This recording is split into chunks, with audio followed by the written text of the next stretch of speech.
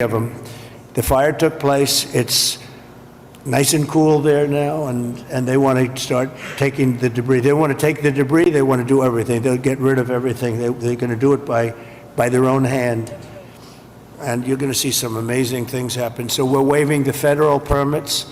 Either waive them or give them to you so rapidly it's going to be essentially the same thing, but we're going to try and just waive them. And we'll rely on the local, but the local, I hope, is going to do the same exact thing. They're literally ready to start right away tonight. So if you could do almost the same thing or the same thing would be great. For a building permit, you're going to have to, check things out a little bit. A lot of them, every single one of them said they're going to rebuild. I didn't have one person say they're selling or they're leaving or they're disgusted. They love their community, and it's incredible. We even had one from your neck of the woods, right? Yeah. Do you want to stand up? It was so nice the way she greeted my wife in a very different language, right? And it was very nice to see. And you're staying and you're going to rebuild and everything else. Yeah, everybody.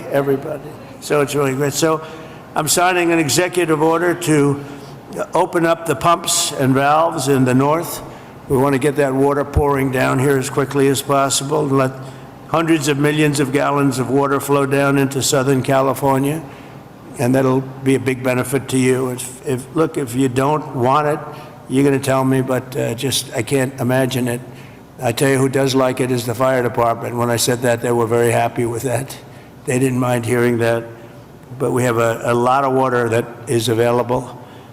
And I hope you can work that out among yourselves. But I think this will show that we have to have that water. We have to have that water. You're talking about unlimited water coming up from the Pacific Northwest, even coming up from parts of Canada. And it pours down naturally. It has for a million years. For a million years, it pours down. You'll never run out. You'll never have shortages, and you won't have things like this, and when you do, you'll have a lot of water to put it out. So I'm going to ask that you figure that out, but I really strongly recommended this 7 years ago, and I think I'm going to just do it. If you have big problems, you're going to let me know, but I just can't even imagine it. But we're also surging federal resources and assistance to the state. And California must adopt the common sense policies to prevent fires. And we all know that. We were talking 7 or 8 years ago, I was talking to people from Austria, people from Finland, people that live in forests. One of the gentlemen, one of the top great leaders of Austria said, we don't have forest fires, and we have trees that are actually far more flammable than they have in California, but they literally rake their forest. They take down, if a tree comes down, they take it down. They say you have 18 months. After that, it's like a matchstick. And I know environmentally, some environmental groups like the trees to just melt into the ground, but when they do melt into the ground, they become an inferno. So I think you're going to have to change your ways in terms of that. You have 30 years of leaves, and those leaves are dry as a bone, and they burn. Interestingly, because I was at Paradise, who is the general, right? A long time ago, I was at Paradise. What a beautiful paradise it was. And how is it doing, by the way? Are they rebuilding, right? Remember when he said, you were up here, President. I went there. I never saw anything like it. But you know what amazed me? I'll never forget it. The trees were okay, because the trees are loaded with water. They sucked that water out of the ground. And this was an inferno, just like, I would say no different than this, and it was also the wind that caused a lot of problem. I mean, you had tremendous winds that there's not a lot you're going to do with. You had up to 100-mile-an-hour winds. It's unheard of. But when I was in Paradise, I noticed that the trees, they were dark on the bottom, but they were absolutely living, and they lived because they're soaking wet. But the trees that were on the ground, within 12 to 18 months. They say 18 months at a maximum, you have to cut them up, take them away because they're matchsticks. But we saw that. You saw that with me. I commented at the time. I said, look at this. The house is burned down and the tree is standing, and it's, other than being a little different color on the bottom, and it went through an inferno. It's amazing. It's soaking wet. So I think they have to do it. It's called management of the floor. And when the gentleman from Austria and also Finland and other countries, they said we manage the forest floor very, very carefully, and we don't have forest fires. You know, they just don't have them. So I'm sure you're going to do the same thing. So there can be no golden age without the Golden State. It's a great state. It's a fantastic place, and we're going to have a big celebration soon. We're going to come back, and we'll come back as much as you need, and we're going to turn it around, and we're going to open the coffers. You know, America wants us to be taken care of. This was a horrible thing to watch, and the way it just kept going and going, and then they'd find another area. It was like a genius on the other side. The fire was a genius, the way it kept moving, but we're not going to stand for it. I just met with the Olympic people, and they're all set to do a real job. So we have the Olympics, and I got them. You know, it was very interesting. I made the deal with the Olympics. I was called by your former mayor, and he said, would you call the Olympics? Because I must tell you, the Democrats, as you know, were not calling. They wouldn't do it. But I don't know, there was a bad experience somehow. And I did, and I got along great with the Olympic Committee, and we got the Olympics, and then we got you the World Cup. That one I focused on with Gianni. Gianni was great, the head of it, and so you have that coming. And then we have the 250 years coming up, which is going to be a great celebration. But I'll never forget when I got the Olympics, and then I was president when I got them. I said, oh boy, it's too bad I won't be president. Who knew this was going to happen, right? I said, I won't be president because it would have been the 4 years. And in fact, I'd be retired by 4 days right now, I guess, right? So anyway, so I got him, and at least I'll be able to celebrate the Olympics, the World Cup, and the 250 years is going to be a big deal. So we have the three biggest there are, and it was an honor to get. If you have any questions, please let me know, and if you have a statement to make, I'd love to have politically, if you'd like to make a statement. Brad, go ahead. Mr. President? Okay, I'll do Mr. President, thank you Sure, for coming thank you, Brett. to the 32nd Congressional District and Thank you. making most people don't have adequate insurance because they couldn't get it. So one company dropped 1,600 policies just in the last 6 months. We've got 16 times as much property damage here as from Hawaii. And I'm hoping that we get at least 16 times the federal appropriation for the CDBG program that helps people rebuild. And I know we've talked about policies of California that you're not a fan of, but I've been in Congress for 28 years. I really disagree with Louisiana on their abortion policy. I disagree with them on their campaign finance policy. I disagree with North Dakota on their gun policy. And I would never turn to somebody from Louisiana and say, you keep living on your cousin's couch, because we're not going to help you rebuild until Louisiana agrees with me on a woman's right to choose. So I'm hoping that we can get these funds and that we don't punish individuals for the policies of their state. You can disagree with them, and I think you've got some ideas. I look forward to us listening.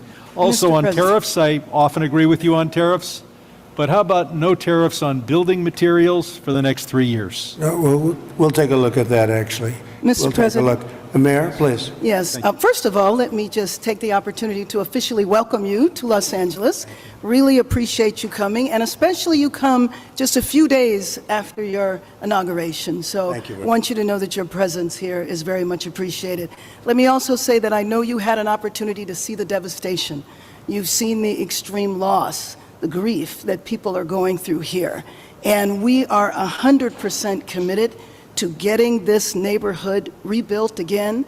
You mentioned a couple of things in terms of us expediting. So I signed executive directives right away so that we could cut the red tape, we could get people back building as fast as possible, and we're going to continue doing that. Mayor, the one thing is they Yes. are saying they will not be allowed to start for 18 months. No, that will not be the case. Okay, I just hope That you're will right. not, you can hold me to it. Because 4 groups said that. No, That would be, they should No, be able to that- do it, they should be able to start tonight. That will not be the case. You know, first, we have to take care, to make sure that there's not getting rid of the hazardous waste, cleaning things up so that people can start right away. And just like you said, if somebody had, their house was destroyed and they're going to rebuild essentially the same, maybe a little bit longer, a little bit higher, they really shouldn't have to go through much of a process. So I want you to know that we are expediting that.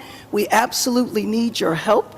We need the federal help. You're a You've got it, builder. I told you. You will have no permit problem. There will be zero delay. And as far as I'm concerned, you already have the permits. But And the resource. I am more worried, because I met at least 8 groups of homeowners, and I'm much more worried about the fact that they said it's 18 months exactly, and they were devastated. They want to start now. They want to start removing things. They're not allowed to do it now. And you mentioned hazardous waste. Well, the hazardous waste, what's hazardous waste? I mean, you're going to have to define that. We're going to go through a whole series of questions on determining what's hazardous. Nope. I just think you have to allow the people to go on their site and start the process tonight. And we will. Okay, good. You can come Mr. back and check. very Mr. President, Yes. I'm Congressmember Judy Chu, and I represent the areas of Altadena and Pasadena. Yes.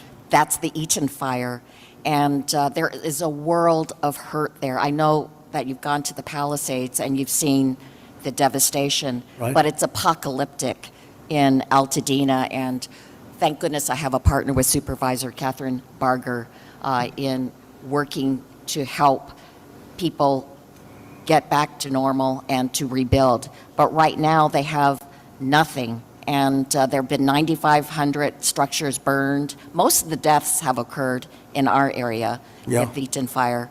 very And thousands of people are without homes. And these are working people. These are working class people. They are people like Dr. Jackie Jacobs, who was an educator all her life and then finally became the first black administrator of her educational institution, Pasadena City College, and then retired, now 88 years old, and then her home of 30 years burned in Altadena. Yeah. She has nothing. She left with only the clothes on her back. She has nothing. And so they need this help. And I just want to make sure that you remember the people in Altadena and Pasadena, and that you can come there and see how terrible the devastation has been there so that they can get the help that they need. Just remember one thing, and I like the way you express yourself, beautifully actually, but I've only been here 3 days, and I'll do a great job. But we had another president, and this took place during the life of another president, not me. But I'm going to be the president that's going to help you fix it, because he would not have been able to help you fix it, okay? So we'll take care of it. We'll take care of it, and we'll work closely. Yeah, we'll work closely, and I know your community was really devastated, incredibly, so we understand that. Thank you very much. Mr. President, I'm just going to follow up Supervisor Yes, please, go Katzenberger, and I also represent Altadena. And what I tell people is, people of Altadena are the exact people you talked to when you were running. You've got individuals from every walk of life, and it is actually, at one time, was the only place African Americans could purchase homes. It was redlined. And so you've got a lot of generational wealth there. And one of the commitments I've made, and we've had meetings with some of your people in HUD that you've got there now, to work with them and work with your administration to see how we can help. And I've been pleasantly surprised. I know on HUD we've got some asks that we are going to be working with you on. But more importantly, I just really want to emphasize what Congresswoman Chu said, and that is that these are individuals who are feeling forgotten. And what I tell them is, and when we invited you out here, I told, when I went to the AME church, this president was talking to you when he was running. You understand the difficulty in making ends meet. You understand the high cost of living. And now their biggest fear is that that's going to impact their ability to rebuild. And I have made them this commitment, because this is my last term, that for the next 4 years, you talk about 18 months, I've told our county staff that if you're going to get in the way, then get another job. Because we are an all hands on deck. And quite frankly, if the bureaucracy can't get out of the way, we'll just roll over it. And we've said that, and we've made it clear. The governor's waived CEQA, which I feel should be completely reformed, if not eliminated. And if it's being eliminated for this, How are they doing with CEQA? how are they doing? How with is it, what's been the attitude of the people running that whole situation? it adds sometimes years on to an application. Can't do it. Can't. No, and the governor's And waived- Coastal Commission also. He waived that We're as- going to have to override the Coastal Commission because Right. I've dealt with the Coastal Commission for a long time, and they are considered the most difficult in the entire country. And we cannot have them play their games and wait 10 years to give somebody a permit. In fact, I'm going to override the Coastal Commission. I'm not going to let them get away with their antics. Well, Okay? Thank you. Thank you, David. Mr. President, I just want to thank you for your leadership on California water policy. You made it a priority from day one. For those of us in the Central Valley and Northern California, we have catastrophic wildfires as well. California is a wildfire-prone area, so ensuring reliable, stable water supplies is critical. And so your leadership, your executive order, moving more water, maximizing flows throughout the state of California, building more water storage, more conveyance, coordinating the... It would have a great impact on, I know your area very well. It would have an unbelievable impact on your area. Absolutely. We just want to thank you for making it a priority. You know, even beyond the fire stuff, the farms. I was driving up with congressmen a few years ago because they were complaining they had no water. And I was driving up, and you'll see all of this incredible land, but it's absolutely bone dry. And then you'll see little green patches, and the green patches are so beautiful. You know, they have that land, they say it's as good as Iowa farmland, but it has no water. And it's artificial, has no water. They send the water out into the Pacific Ocean. And when we let that water come through your valleys and down to Los Angeles and everything, you're going to have a different place. It's going to be a whole different place. And you guys have to get together and say, gee, we want it. It's the craziest thing I've ever seen. So at least you said that, and I appreciate it. Because your farmers will be able to, having 1 acre out of 100, which is all they have, they'll be able to have 100 acres out of 100. And it's among the best, they say it's the best farmland just about in the country, as good as any place there is. So, but you can't, it's no good without water. So that's beyond the fire stuff. But today we're talking about fire. But it's good for everything. So I hope you can lead a group. And Darrell, if you can lead a group, I know how you feel. And, you know, support what I'm doing. Because what I'm doing, I guess, is controversial. I don't know what's controversial about sending millions and millions of gallons of beautiful fresh water from the Pacific Northwest and further up than even that into an area that's bone dry. We have to, you know, I have a house in Beverly Hills, and you get notices every once in a while. They want you to go down to 38 gallons per person or something, per house, per person. I say, you mean you can only have, 38 gallons sounds like a lot. It's not a lot. And they want to do that every once in a while, and you just think it's ridiculous when you have like just about as much water as anybody in the country, and we shouldn't be in a position where you have tumbleweed that's dry as a bone. That even tumbleweed can be nice and green and rich and loaded up with water, and it's not going to burn. You don't even have to remove it. It's not going to burn, but it's just dry. So I hope you can all get together and say, I'm so happy with the water that's going to be flowing down, because I just don't see anything. They talk about the Delta smelt, which is a fish that's this big, but it is really not, doesn't have to be protected because it's in other areas. It's in numerous other areas. So it doesn't have to be protected. The people of California have to be protected.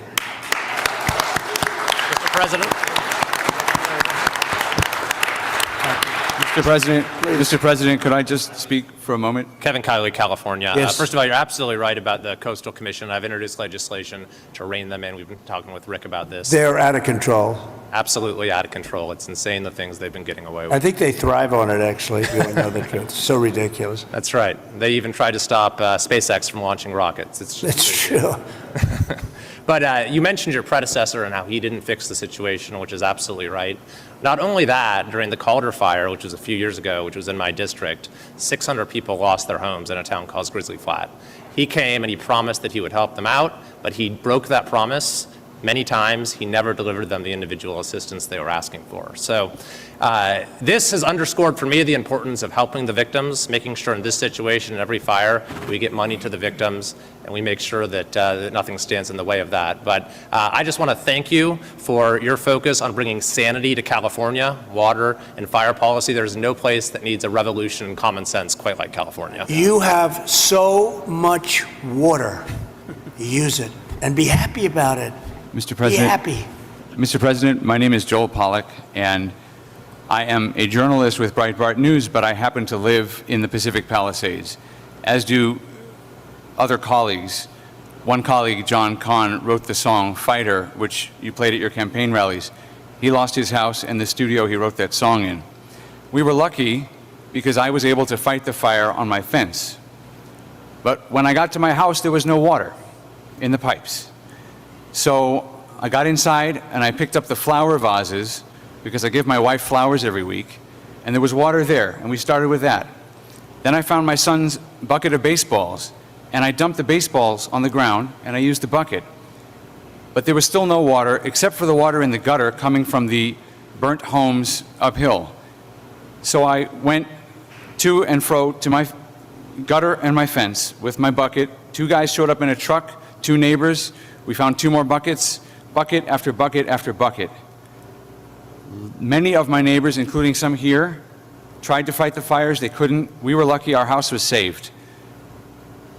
But we should not have to rely on buckets to put out a fire. That's right. You can't stop an 80-mile-per-hour wind or 100-mile-per-hour wind, but there were many things that went wrong here that are basic and small. We did not have traffic police to guide the evacuation, so there was gridlock on Sunset. They've removed the vehicles now, but there were dozens of vehicles that were abandoned by drivers who fled for their lives because there were no traffic cops available. The fire department wasn't pre-deployed, even though there was an extreme wind event coming. And many of my neighbors lost their fire insurance in the days before the blaze. So I asked my neighbors, what would they want to know if I could ask the president a question? And the number one thing was insurance. Can you work with the insurance companies to get people back to where they were before they lost the coverage because of California's regulations? And can you make California change its rules so that when we build again, we can get fire insurance and we don't have to worry? And there's one other point I want to make. I really appreciate my congressman advocating for money. We need the money from the federal government. But I also understand Americans who are tired of spending money on California and disasters happen, and the California government passes $50 million to oppose your policies. So they have $50 million for that, but not for moving people into rental homes or helping people relocate or rebuild. I would like to ask you to follow the 9/11 Commission precedent and appoint a special master to watch the money, to make sure that every federal dollar that gets spent here is spent on fire relief and rebuilding and not on everything else. Good idea. Here's a good one right over here. I don't know if you, do we all like He's Rick? very busy. He was ambassador to Germany. He was fantastic. Angela Merkel's happiest day ever in her history, and she had a long history, was the day I removed him from there and put him in charge of a very high level of intelligence and intelligent people, but they were not intelligent enough to fool him. But Rick Grinnell has been fantastic, and he lives here, and I don't know if you want to either think about it or recommend some people, or get together and recommend some people as a group, which is fine. But Rick would be somebody that I would certainly consider. And Breitbart is fantastic, by the way. Congratulations on that. And I was so impressed with the firefighters I met before. And they said that, you know, I asked them how many of the pumps, how many of the hydrants were working. And it was a, you know, large percentage of them were not working at all. They had no water. And the ones that did have water didn't have a lot of pressure. And one of the things that was missing. Many of you have sprinklers over your living room and your bathroom and your kitchen. I mean, if those sprinklers worked with some pressure, you would have had a much different outcome. So we're going to work on that. I think in terms of that, Rick Grinnell would be good, or Rick, you'll head up a group of people that would recommend a few people to me, maybe a commission, set up a commission. I like it because we're talking about a lot of money. The other one is Kelly Loeffler is now the head of small business, and small business is big business. It's actually one of the biggest banks in the world. We call it the Small Business Administration, and she's a cabinet member, full cabinet member. She's fantastic. Her husband is the head of the New York Stock Exchange, so they know something about money, and other exchanges, actually. Fantastic people. And she wants to come here almost immediately after she gets approved. She wants to come here and open up small business to the area, because they have a lot of money. I always say the small business is actually very big business when you add it all up. And she's going to come here, and it's a very important thing. I want to thank also the First Lady, because she wanted to come here. She wanted to be here. She has so many friends, and she also wanted to see North Carolina, because that was another disaster that was so bad, so different, but so bad. And she just wanted to go there. We said, we're going to stop at one, and then we're going to the other. In many respects, it was a depressing day, but in many respects, it was a beautiful day, because the spirit is so incredible. North Carolina and here. Very, very similar situation. So different and yet so similar, actually.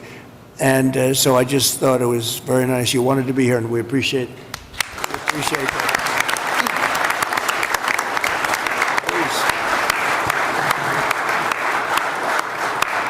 Please. Jay?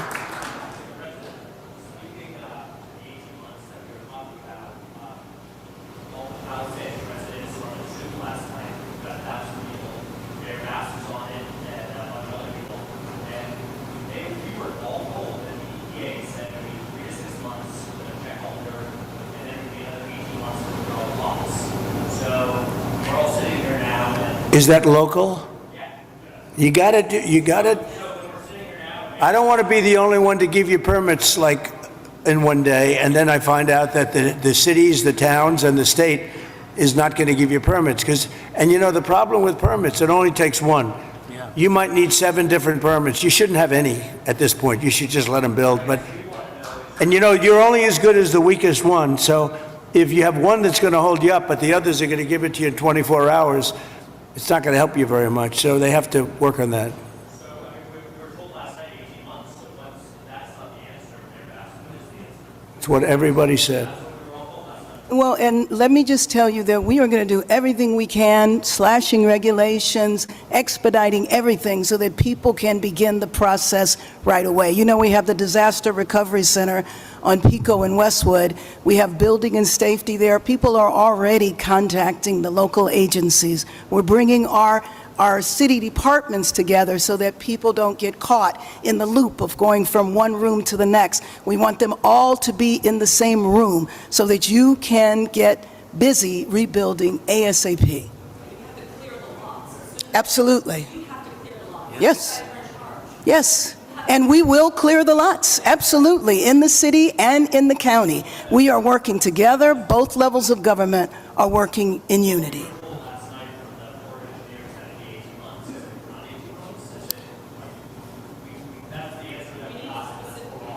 Yes. So if you're telling us now faster, is it 6 months? Is it, I mean, all our lives, rents, all this stuff is weighing on this? 6 months is no good. And the number one thing that we are going to do immediately, and you will see this happen, is to clear out the debris. And you know, we're concerned right now over the weekend because of the potential rain, but we are going to move as fast as we can, but we want you to be safe, and we want you to be back in your homes immediately. But the people are willing to clean out their own debris. It doesn't Yes, cost a lot. and they can, You and should they are let them able do to- it, because No, no, by no, the they time you can do hire that. contractors, it's Right. going to be 2 years. If a family... People are willing to get a dumpster and do it themselves and clean it out. And they can There's do not that much left. It's all incinerated. That's right. And, you know, it's just going to take a long time if you do. You can do some of it, but a lot of these people, I know that guy right there that's talking, I know my people. You'll be on that thing tonight, throwing the stuff away, and your site it'll look perfect within 24 hours, and that's what he wants to do. He doesn't want to wait around for 7 months till the city hires some demolition contract. If That's going to individuals charge him want to build- $25,000 to do his lot. Yeah. I think you have emergency powers just like I do, and I'm exercising my emergency powers. You have to exercise them also. I did exercise them. Because I looked, signed I mean, an you have a emergency very powerful declaration. emergency power, and you Yes. can do everything within 24 hours. Yes. And if individuals want to clear out their property, they can. Well, yes, but you know that you will be able to go back soon. Mr. President. We think within a week. That's a long time, a week. I'll be honest. To me, everyone's standing in front of their house. They want to go to work, and they're not allowed to do it. And the most a important week thing is is a for long people to time. be safe. They're safe. They're safe. You know what? They're not safe. They're not safe now. They're going to be much safer. A week is actually a long time, the way I look at it. I watched hundreds of people standing in front of their lots, and they're not allowed to go in. It's all burned. It's gone. It's done. Nothing's going to happen to it. It's not going to burn anymore. There's nothing to burn. There's almost nothing to burn. And they want to go in. The people are all over the place. They're standing, and I say, why aren't you going in? We're trying to get a permit. And the permit's going to take them, everybody said 18 months. You said 18 months. You said 18 months. And that was last night. On that. Right.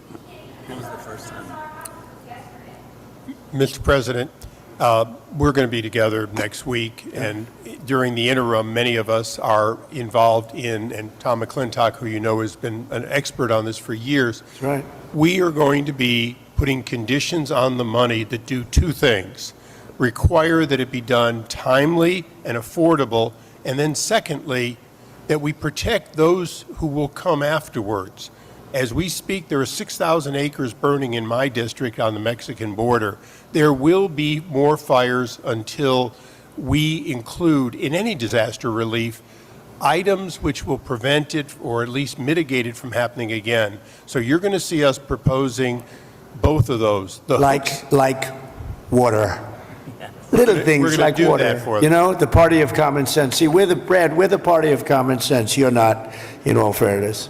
Yes, sir. We like water to put out fires. It's really quite efficient. All right. Thank you, Sure. Mr. President. Mr. President, I'm Jay Obernolte. My district is just a bit east of here. Yep. And you were talking about the need to better manage our forests and our wildlands to prevent this from happening again. And you were so right about that. Just last year, a couple months ago, in October, they put out a fire. The line fire in my district was over twice as big as the Palisades fire. And they put it out less than a mile from my house in an area where we had done thinning, and they stopped the fire, Mr. President, on a fire break that we had built a couple of years ago. That's right. We have an area just on the other side of my community that hasn't been thinned in decades because it's being held up by a lawsuit from an environmental group that says we're going to reduce habitat. Mr. President, we need to, in addition to getting resources and boots on the ground to do this treatment, we need to reform our legal system to prevent these lawsuits from tying up these projects for years and years and years. And not to say that the merit should be heard, but we need to hear them and we need to move on, resolve them. Is this a state group? State or federal group? This is a local group, actually, Mr. President, but they have help from the state. They and use the federal. environment to make themselves feel good, and they're destroying our country. And you've got to, at some point, you've got to put your foot down. I know exactly what you're talking. You have local and state groups, and you have federal groups too. And you got to fight them the right way, because you'll never, even if the mayor gives, you're going to have a local come in and sue. You're not allowed to go on your property. They're going to talk about asbestos and every other thing.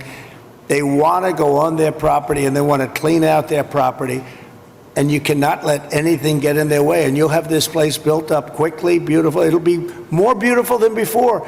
And I would do one other thing. I'd give them a 10%, 15% bonus on their house, because they went through hell, and they should be allowed to build a little bit, give them a little bit lot line bonus, give them a bonus on size, maybe a little bonus on height. They went through hell.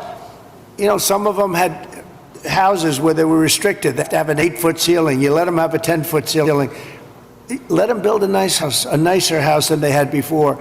But I would give them a 10 or 15% bonus on their plans. And I think it would be very well received because they'll be able to build a little bit nicer house. Do you like that idea, by the way?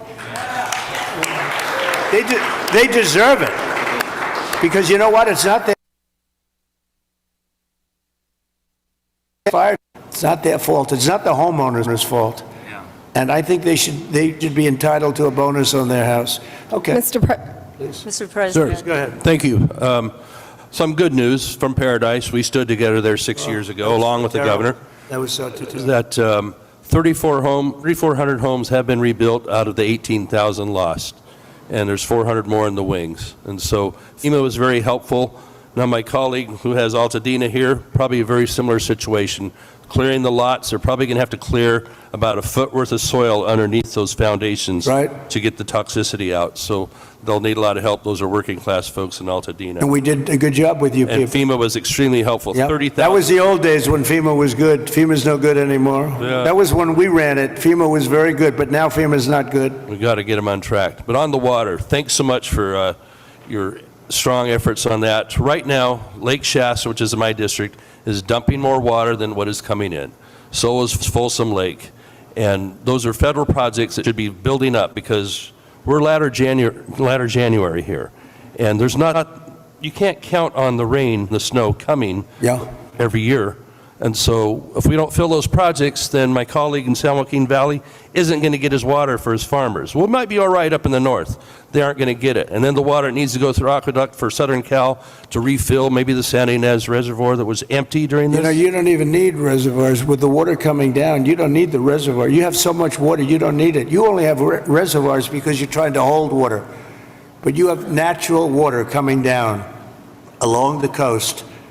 It's for a million years it's been coming. You know that, right? Yeah. In addition to that, you have a lot of half pipe. In other words, you have the half pipe that's built, and it hasn't been used. You see, it's bone dry.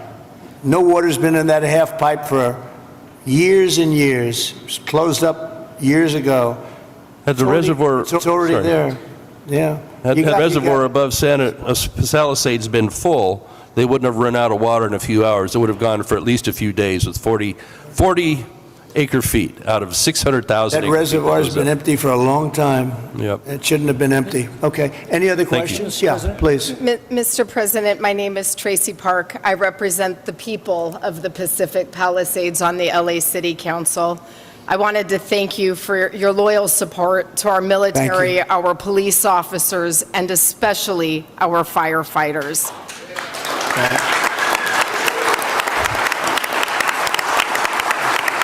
Thank you very much. Thank you. My top priority going forward is to get these men and women home as soon as possible and open up the pathway to begin their rebuilding process. It was the Army Corps of Engineers who announced last night that it would be 18 months. I am fully committed to doing my part on the ground with our state agencies and our city and our county partners to speed this up. Good. I just ask for your ongoing partnership with FEMA and the EPA and our other federal agencies to make sure that we have a commitment across all layers of government to get these people back home. Thank you, sir. I do, thank you very much. It's well said. I do have to say FEMA is a big disappointment. We had it working well. We had great people, but FEMA's not good at it anymore. What FEMA did in North Carolina, they still haven't even gone to certain areas. They don't know what they're doing. And I say, you don't need FEMA. You need a good state government. And when you have a problem in Los Angeles, or when you have a problem even in the state of California, you have your own, essentially FEMA. You fix it yourself. You don't have somebody coming in from a state where they have no idea, like Florida. They come in from hurricanes. They have people staying in Alaska, and now they see, oh, this is very nice. But by the time they get familiar with it, they don't know anything. The FEMA is a very expensive, in my opinion, mostly failed situation. We had great people. We did some great jobs, but each state should take care of their problem and get money from the federal government. It would be so much better, so much more efficient. So we're looking at that because we have had, and you're going to have problems with FEMA too. You've already had problems with FEMA. FEMA doesn't even show up. It takes weeks before they even show up. And what happens is the state then relies on FEMA, and nobody does anything because FEMA doesn't show up. So it's not a good situation. So we'll make some recommendations on that. But you have to push like hell to get the permits, because I'm just hearing things that I don't like to hear. I think you're not going to get your permits as fast as people are saying. We have to get them. And Mayor, if I can help you at all in that regard, you'll let me know. But you're going to have all your federal permits. That's going to be the easy part, which, by the way, is by far the hardest part. You know who controls your water is Department of Commerce, and I already have that approval. And that's usually a very long process, but that's the hard part was the federal, but we already have that done. So anything I can do, please let me know. Please, go ahead.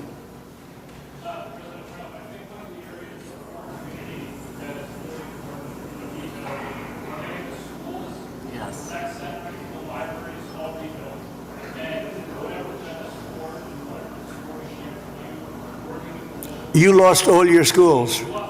You lost four. You lost your 4 schools.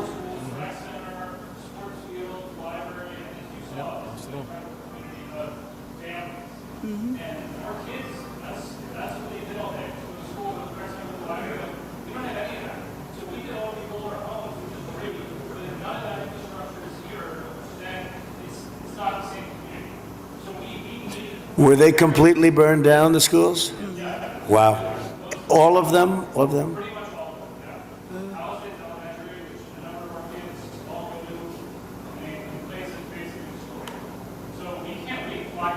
No, you can't. No. That's right.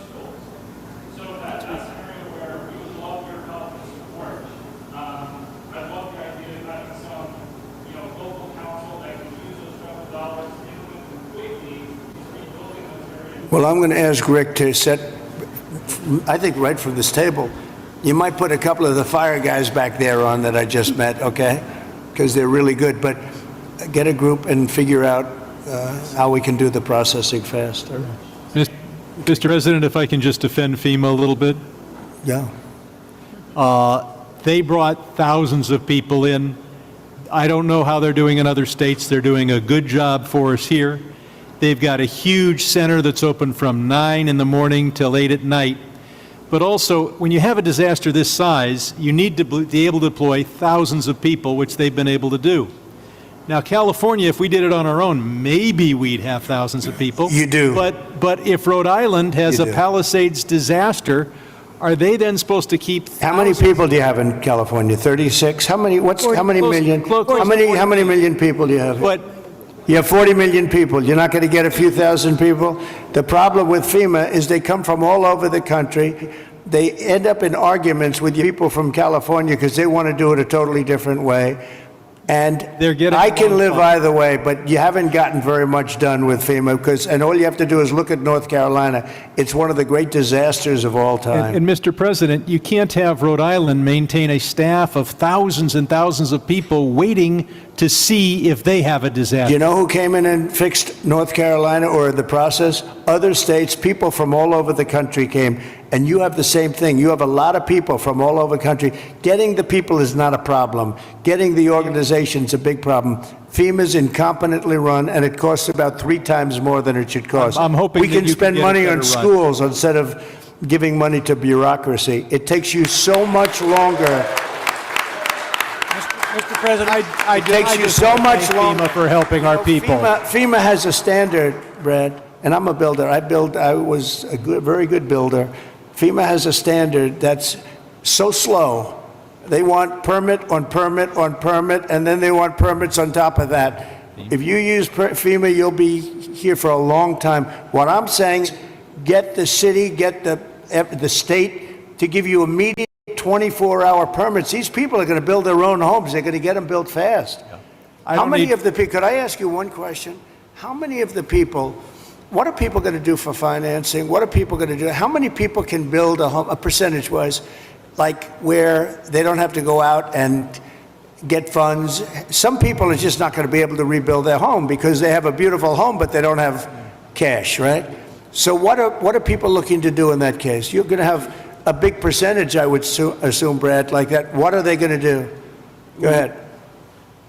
Mr. President, without your help, they're only going to get $43,000 from the federal government, even if they have a half Well, you know, million dollar you did uninsured something, loss. Brad, where every insurance company in the country left California.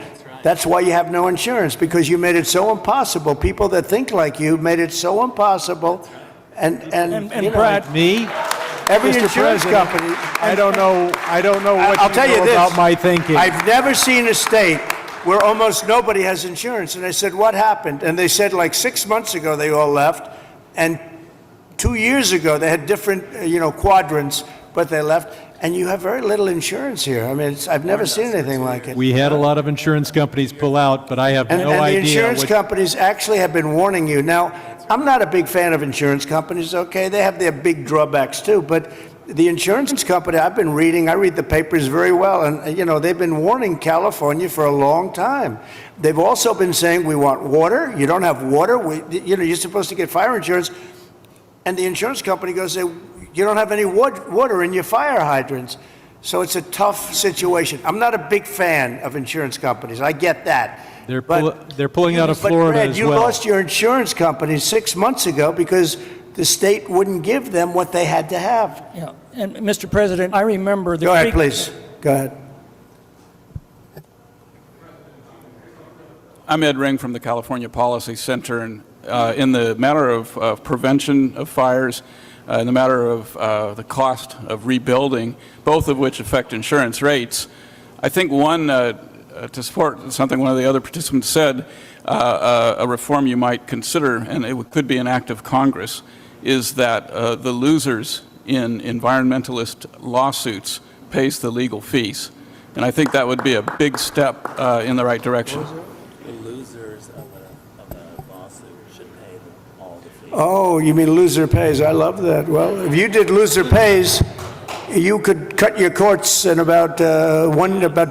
you could cut them down about 90%. Loser pays. You know what would also benefit? Medical.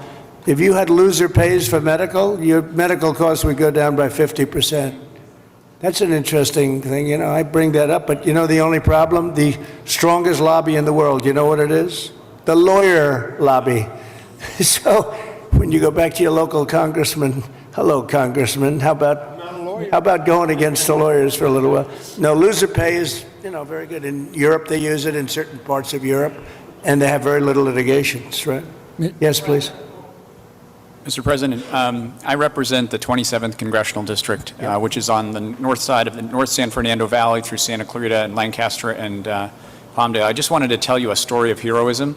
Yesterday, we had another big fire. We had several big fires across, and this fire was moving fast. It was moving 1,000 feet per minute. But what these heroes did, the firefighters and the sheriffs and the law enforcement officials, they mobilized 4,000 people within about 6 hours.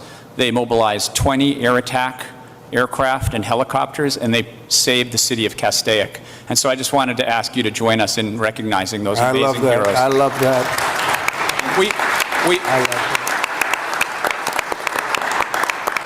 I think the thing that we all, and I'm very encouraged by your words, we're all here to help the folks here. Yep, right? that's right. And your words about building quickly, building well, but building quickly is what I think we are all here to do.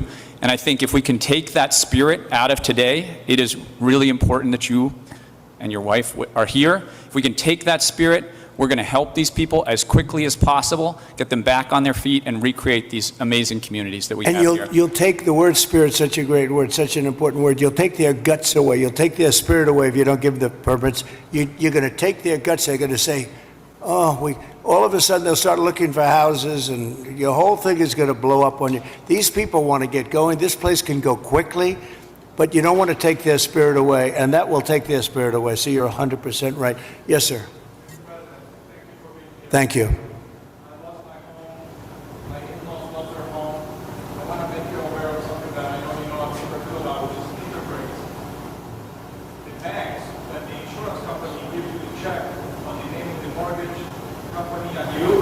They offer you 2% interest on that money. The treasuries are 4%. Right. They're expanding the net margin on the back. That's right. Could you please, just like you talked Oh, you noticed that. Oh, look at this guy. He studies that. No, Bank of America, they're not nice. Sounds very nice. The Bank of America, they're not nice.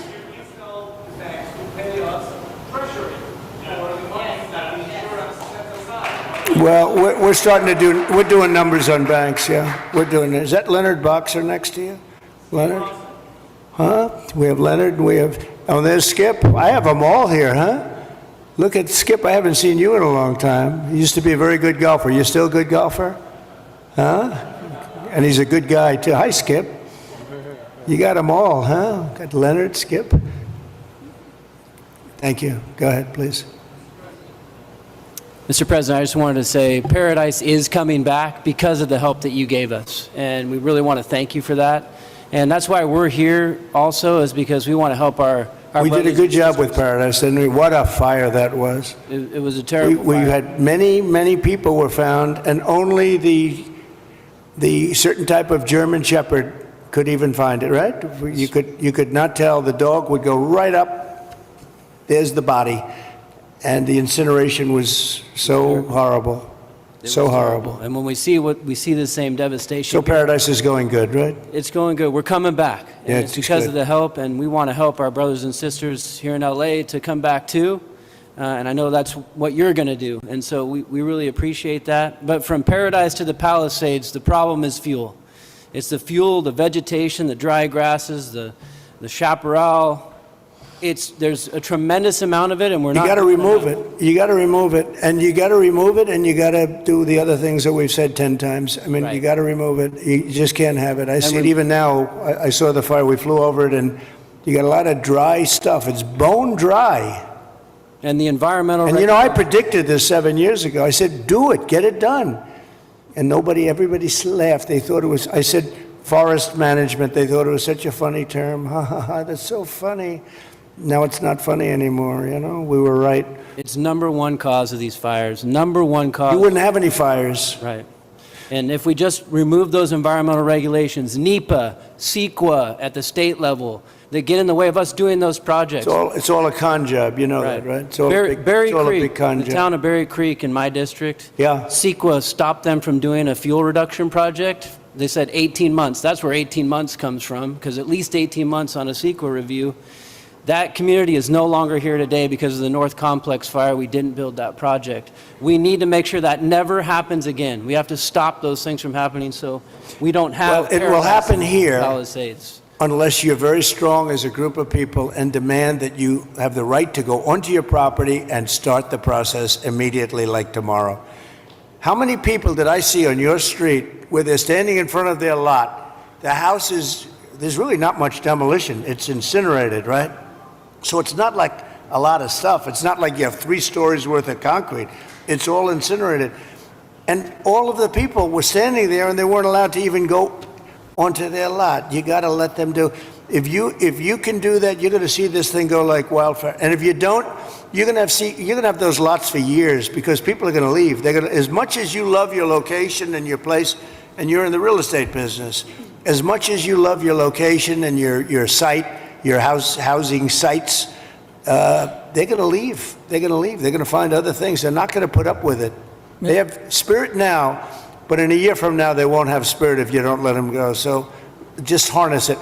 Well, I think, look, I'm going to give you everything you want. I'm going to give you more than any president would have ever given you. If most presidents wouldn't be here, number one. They certainly wouldn't be here after 3 days.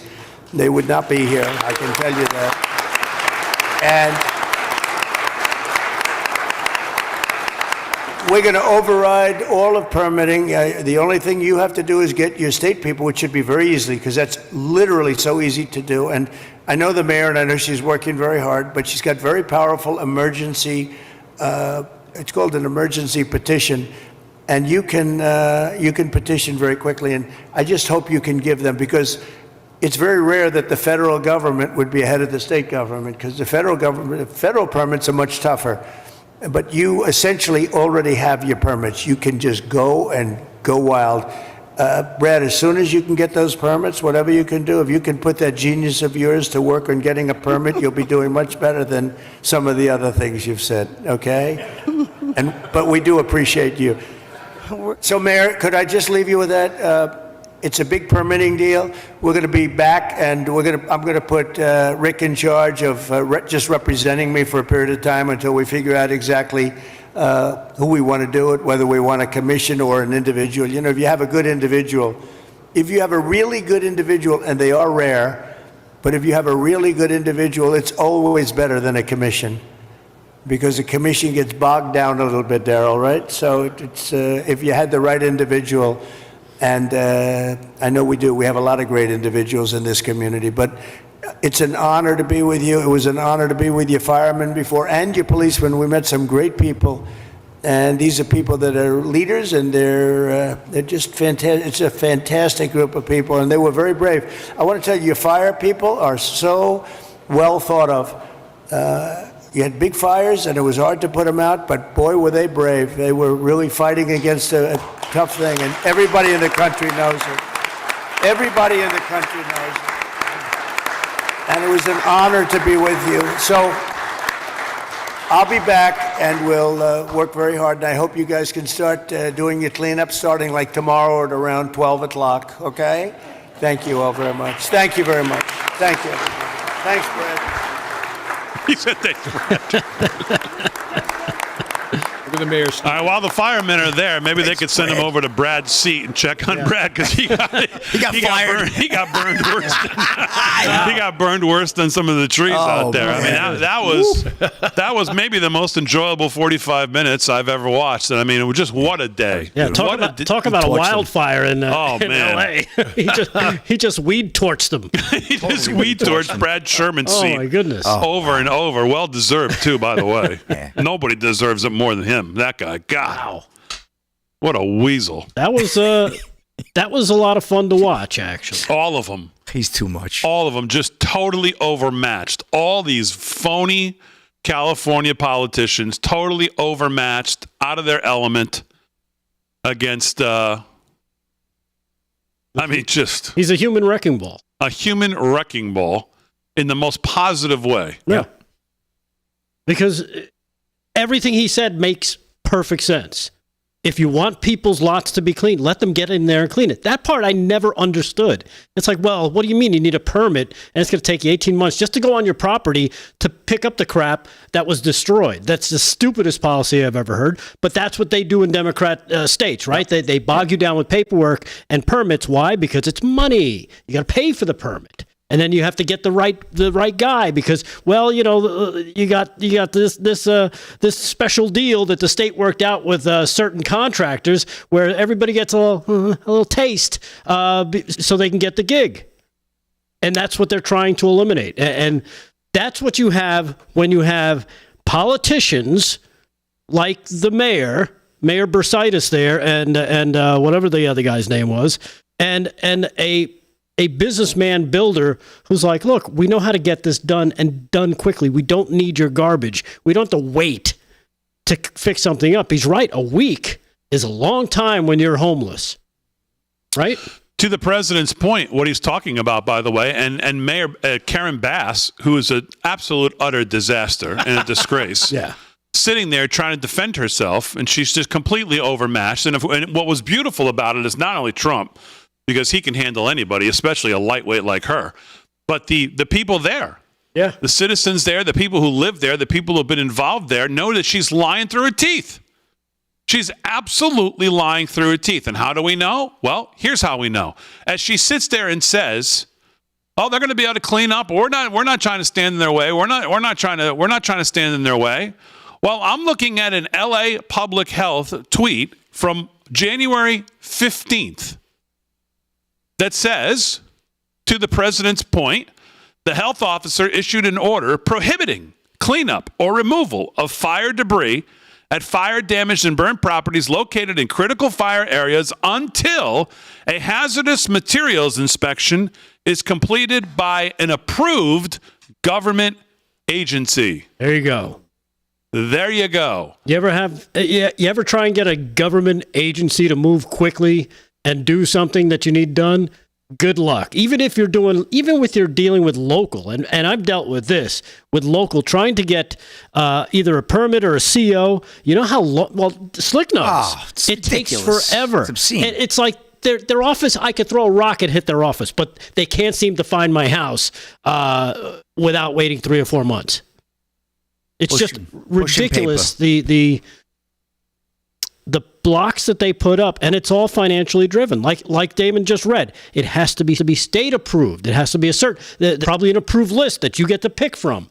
And once that person is or that company's picked, guess what? Oh, you got picked. We get our taste, right? It's all intertwined. That's the way they do it in these blue cities. Cities like LA. And you saw the mayor. She's kind of on her heels because even he knew that she had the emergency powers, and we call it in LA, which probably caught her by surprise. She probably doesn't even know they call it an emergency petition. Details like that kind of. He just smoked all of them. Yeah. Just smoked all of them right to their face, and he's not going to deal with their nonsense. Yeah. And they don't know how to deal with somebody like that because they don't have anybody like that. Yeah. Now I see why she clammed up when that Sky News reporter tried to talk to her. Because she just had nothing to say. Right, If she did speak, she'd look like a total jack pudding. Yeah.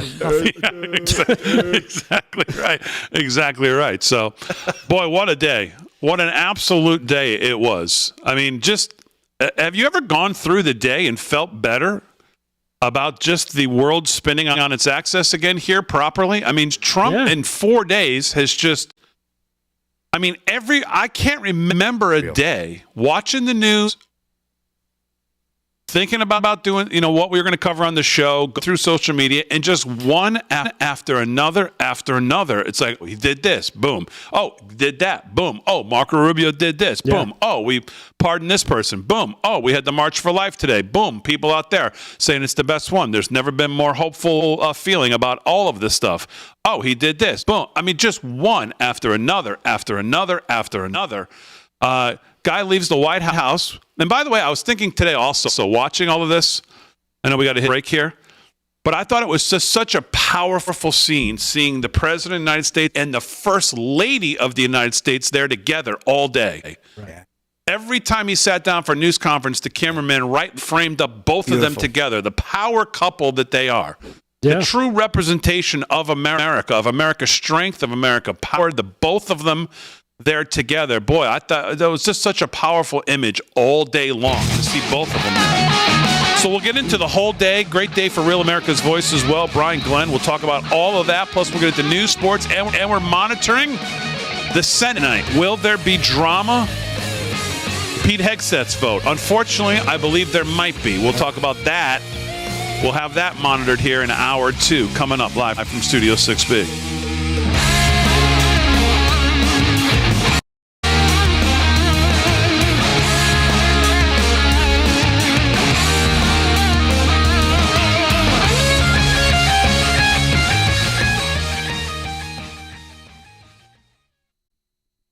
Something go glitchy there? Yeah, it seemed weird. Oh, yeah. What was that? The whole caster decided to take a breath. Oh, okay. Oh, okay. I mean, we recorded that an hour straight, so maybe that had something to do with it. Bring the paddles out. I don't know. We've had some weird issues tonight already. We've had Yeah, the weird paddles internet ran. issues. Clear. You've had what issues? Weird internet issues with our Oh, really? Wi-Fi. Yeah. Ooh. Seems to be fine now, but What's going on in the Senate floor? Roger Wicker is talking.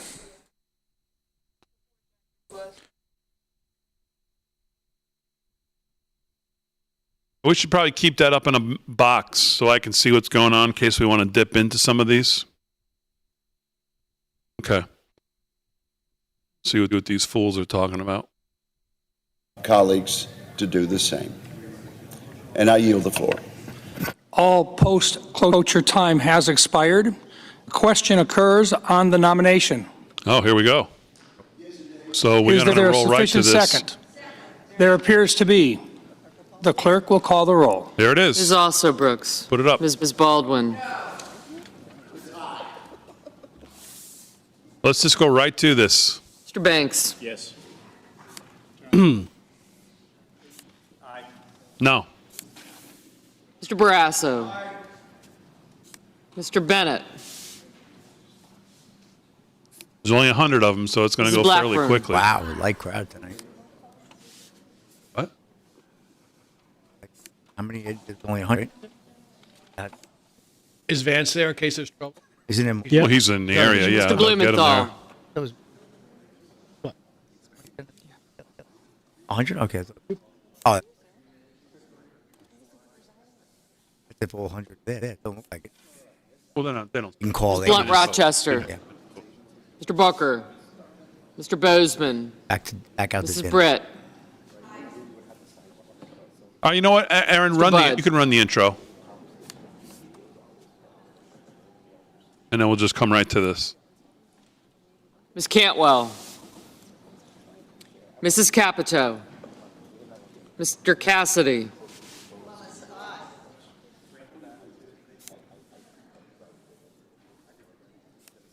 Tillis is the Ms. one we need to Collins. listen for. Mr. Coons.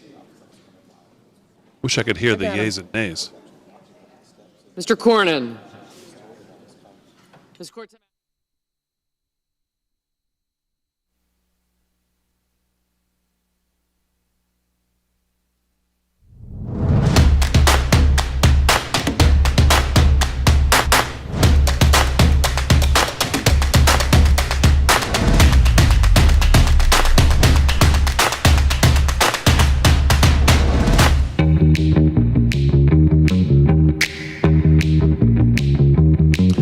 All right, 9 o'clock on the East Coast, live from Studio 6B, Hour 2, Real America's Voice. Glad you're in on a Friday night. Slick's going to do some sports. Odds makers we're going to try to get done tonight. Rick Delgado's at the news. Kevin Downey Jr., host of the Kevin Downey Jr. Show, is joining us as well. Aaron and Fran hold it down. Let's go right to the floor of the Senate as we are now getting the vote on Pete Hegseth's nomination. What we're listening for is Tom Tillis. He's the news of the day. If he decides he's changing his mind to a no vote, Pete Hegseth will not get this nomination. If Murkowski, Collins, and McConnell are also all no's. Going to happen all in. Ms. Collins Hassan. has already gone by, I think. I didn't hear. Mr. Hawley. Mr. Heinrich. Mr. Hickenlooper. Ms. Hirono. Mr. Hoven. A lot of these may not be there. Mr. Houston. Why she's going so fast, Mrs. and then they're going to have to go Hyde-Smith. back to them. Mr. Johnson, Mr. Justice, Mr. Kane, Mr. Kelly, Mr. Kennedy, Tillis Mr. is Kim, the one. Is he there? I've been warning you about this guy from North Carolina King. for a long time. Ms. Klobuchar, And the irony of President Trump in North Mr. Carolina Langford. today. Mr. Lee, Mr. Lujan, Yeah, but what if a Democrat flips? Well, there hasn't been one that says they Ms. will. Lummis, Mr. Not even Markey, Fetterman? Nope, he's a no. Okay. Mr. Marshall, Mr. McConnell, Mr. McCormick, Mr. Merkley, Mr. Moody, Mrs. Moody, I didn't hear McConnell's. Was McConnell a no? Mr. Moran, I heard his name called, but I didn't hear it. Mr. Moreno, She's moving quick enough to me think that these Mr. people are Mullen, not there, Ms. but I don't know. Murkowski, She's fast. Mr. Murphy, Mrs. Murray, Mr. Ossoff, Mr. Padilla, Mr. Paul, Mr. Peters, Mr. Reed, KRH Mr. in Ricketts. the Rumble chat does point out McConnell did vote him out to the floor vote. Mr. Risch, Yes, we said that yesterday. Yep. Yeah. Ms. Rosen, Mr. Rounds, This is the one we need to hear. Mr. Sanders, Mr. Schatz, Mr. Schiff, Mr. Schmidt, Too bad she's not repeating whether it's a yes or no. Sometimes they do that. and Mr. then Schumer, Or they have the Mr. Scott of Florida, Mr. Scott of South Carolina, Mrs. Shaheen,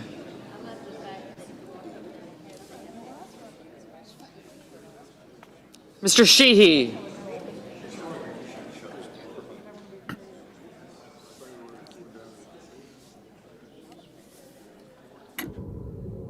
Ms. Slotkin, Ms. Smith, Mr. Sullivan. Again, if you're just joining us, the Mr. word is Thune. that Tom Tillis. Mr. Tillis. Mr. Tuberville. I didn't hear. Mr. Van Hollen. Mr. Warner. Mr. Warnock. Well, we're going to know Is here this quick. Well, hold on. Somebody's saying this is just the roll call. I guess Ms. maybe Warren. to see if they're in before they vote. Mr. Welch. Is that what it is? Mr. Whitehouse. Maybe. Mr. Wicker. Mr. Wyden. Mr. Young. Yeah, according to Ratchet and Rumble. This is just the attendance This is- call? Senators voting in the this is the roll affirmative. call, not the actual Banks, vote. Barrasso, Blackburn, Budd, Daines, Ernst. These are the affirmatives, Fisher, she said. Graham, Haggerty, Hyde-Smith, Johnson, Justice, Kennedy, Listen for McConnell. Lee, Lummis, Marshall, McCormick, Moreno, Mullen, Ricketts, Rounds, Scott of Florida, Sullivan, Thune, Tuberville, Wicker, and Young. Ms. Hassan? Now, is that because they're No, not Mr. there? Blumenthal. Ms. Slotkin.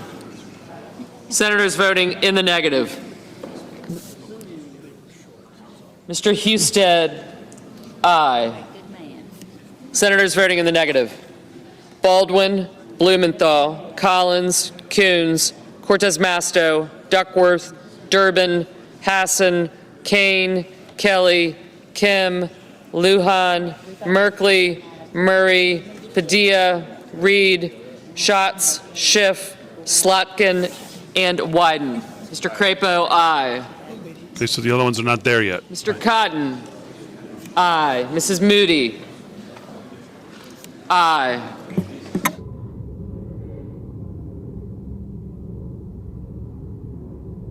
So right now, Collins is a no. I didn't hear Murkowski, I didn't hear McConnell, and I didn't hear Tillis. Right. If he loses all three of those, he cannot get he will not be confirmed. That will be 49, and JD will not be enough to break the tie. Seems like we lost the audio. No, they muted the mic. Mr. Cornyn, aye. I didn't hear Fetterman either. Ms. Murkowski, no. Mr. Warner, no.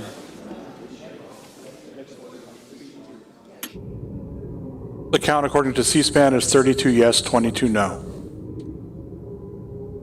Yep. Well, it's going to be either 50-50 or 51. Ms. Also Brooks, no. It all comes down to Tillis. The other three can be a no. It's Tillis. If Tillis changes his mind, he can't get it.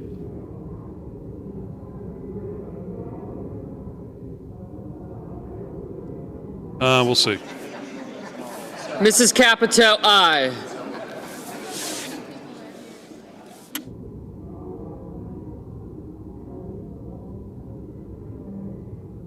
Obviously, if what Rick said and Fetterman changes his mind and is a yes, that affects it obviously as well. Well, if any of these Democrats change their Well, he's the only one that's even hinted at it. Even dream of. Collins and Murkowski. I mean, it's. Mr. Ossoff, no. What is that problem? What is their problem? They're Democrat. Come on.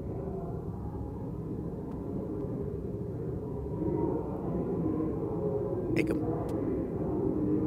Farmer Brooks says Hannity just said Tillis is a yes. Well, I haven't heard it yet, but let's hope he's just saying, making a matter of point, and hopefully he's right.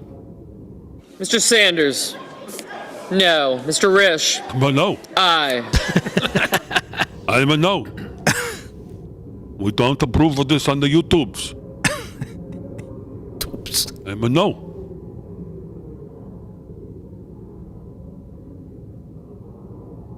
I like my Secretary of Defense to be communists. Mr. Curtis, aye. Yeah, Rusty J 70 points out on Rumble, Tillis should Mr. be a Sheehy. yes after Trump went to North Aye. Carolina today. That's a good point. Well, that's what I said, the irony of him in North Carolina today. Yeah. Could have been some He was going. He had to go. I mean, he's there for the Mr. people. Kramer. Definitely. Not for this creep, but Aye. Ms. Warren? No. No, no.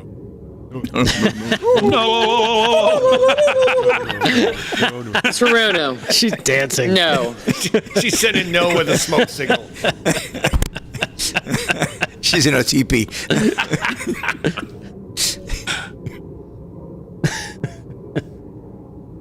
She needed more wampum. She's a I don't even know.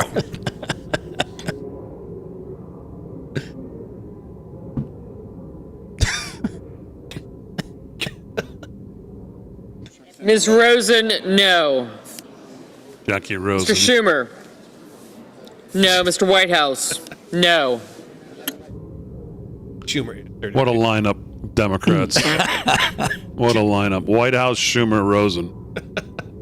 Schumer answered in his native tongue of iguana. That's a no. You're looking more and more like Simon Boss Sinister from Underdog every time. To say Schumer tweet, is this the best that the Republicans can offer? To a guy who, I mean, I should retire 20 just years. can't even. Chuck Schumer's going to question and tell us about Pete Hegseth, who would have died for the. What the hell has Chuck Schumer ever done, other than live off your money? He's going to ask if Pete Hegseth's the best that the Republicans have to offer. He's the best the country has to offer, Chuck. You're the worst. Mr. Murphy? No. Ugh, Weathersfield's embarrassed.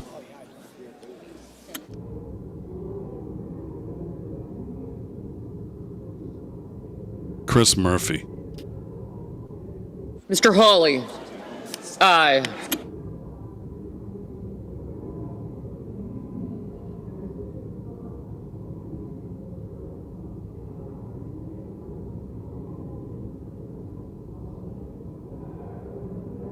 What's Tillis going to be the last one here? We're going to get like a John McCain up or down thing. Is that what we're going to do here? Yep.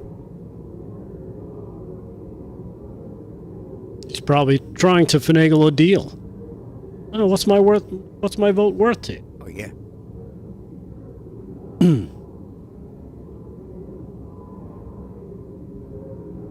This is where Lara Trump needs to run if she wants to really run and help the party.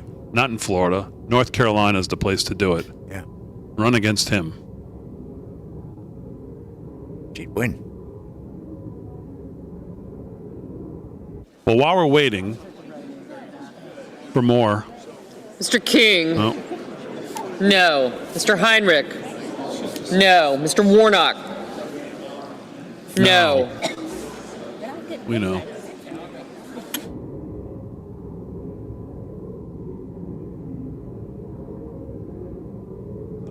Yeah, let's blow the brakes since this may happen in the next 3 minutes. I mean, we want to hear Tillis. I mean, Tillis is it. Tillis is the whole ball game. I think we want to hear confirmation too. Because we know McConnell, Collins, and Murkowski. We've already heard Collins and Murkowski made it official. We have not heard the official marble mouth.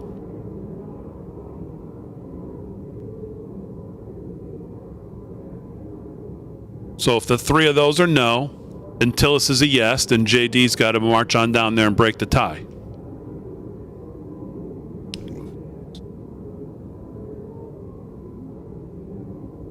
What's the official count right now? We got about 38, 34, something like that? Yeah, Melissa Craley. Yep, 38, 34. 38, 34. Oof. Hey. They will feel real emboldened with RFK, Tulsi Gabbard, Kash Patel on the docket if they're able to tank Ms. this Cantwell? Domino's right now. No. Home Alone? Ms. Blunt Rochester? No. Ms. Klobuchar? one. No. No. Mr. Gallego? You had the funniest. No. Yeah. No. Mrs. Britt? Catching up now. Aye. We're always tied.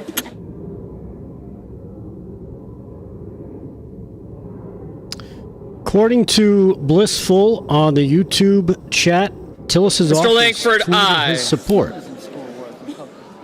That could be 40 yeses. 40. that could be an indication he's coming down to make his vote. The drama.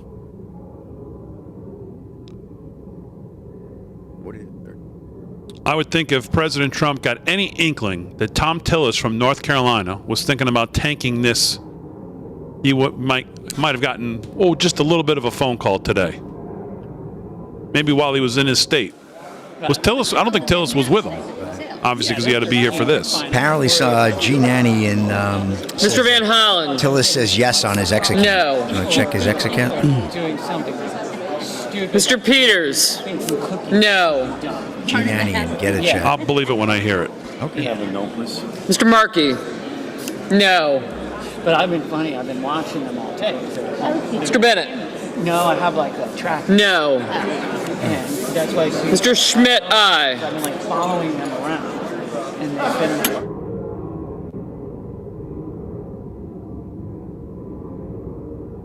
I don't see anything on his ex account.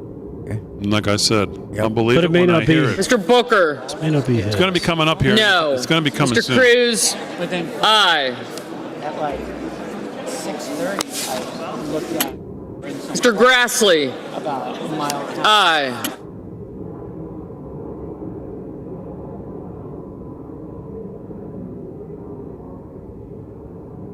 $43 all. 43, big. Oh, we're coming down to the nitty gritty. 43-43. 7 more. And then JD, if we need him. Let's hope we don't. According to, Senator Tom Tillis. Okay.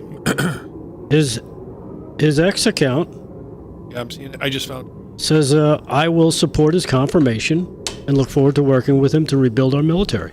And when was Mr. Bozeman, aye. This was just at 9:09 p.m. Oh, wow.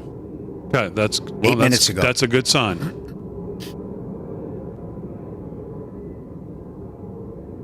Yeah.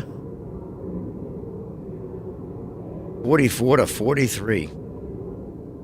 And it also says here, from the beginning, I've been clear about my position. If President Trump's nominees were reported favorably out of the relevant committees, I would support their confirmation on the Senate floor, absent new material, blah, blah, blah. All right. Well, they tried the old new material deal. Mr. Welch, no. You voted no? Yeah, Patriot Susie contact. Oh. Mr. Paul, aye.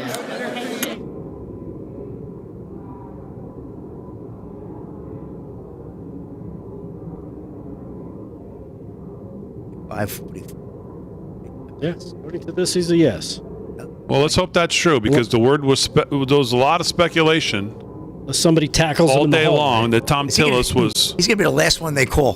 Could be. And he might be doing that on purpose. To say, look at the power I have. T is late in the alphabet.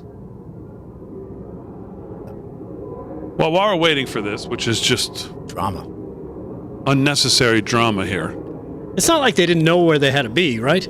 You would think. Well, it's Friday night happy hour. And they always complain, they want to go home for the weekend, but here they are. And they're not going to be doing that. Dragging their feet. The way the way they've conducted themselves here, I think they're going to be hanging through the weekend because I think Kristi Noem's confirmation vote is going to be now like Sunday. The way that whatever the wait time they have to have. Right, I think it's 3 days. 24-hour or whatever it is, it's going to end up being like Sunday morning, I think I heard. Well, you know what? Say what we want about what's his first name? Tom Thune? Mr. McConnell, Oh. no. Figures. What a jerk. Total weasel. He's such a jerk. Mr. Hoven, aye. And when I would preside, when we'd go in, she said, I stand up and I say,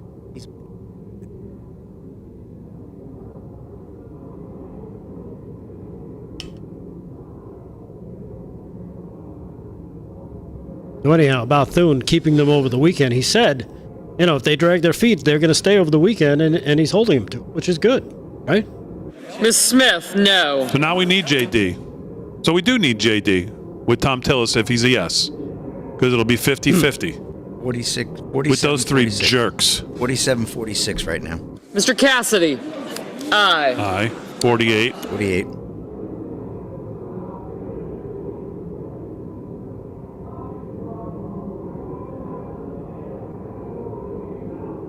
Also, it can be the last one they call. It's like it's like a John McCain thing on the Obamacare. Obamacare. Is that what we're setting up for?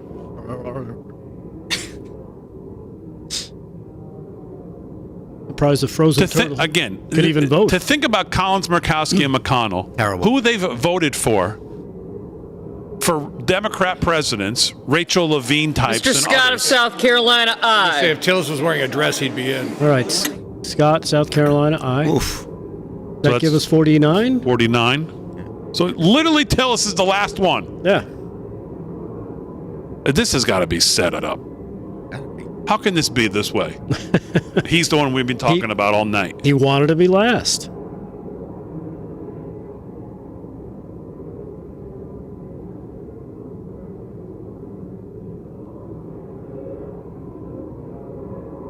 I mean, seriously.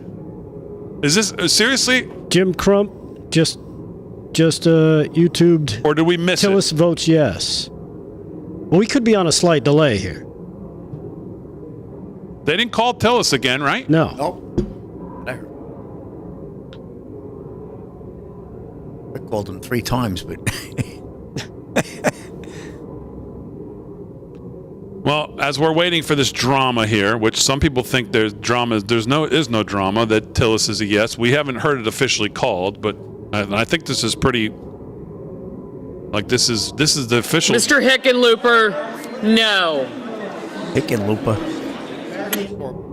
What a name, right? Oh. Ay, with this waiting.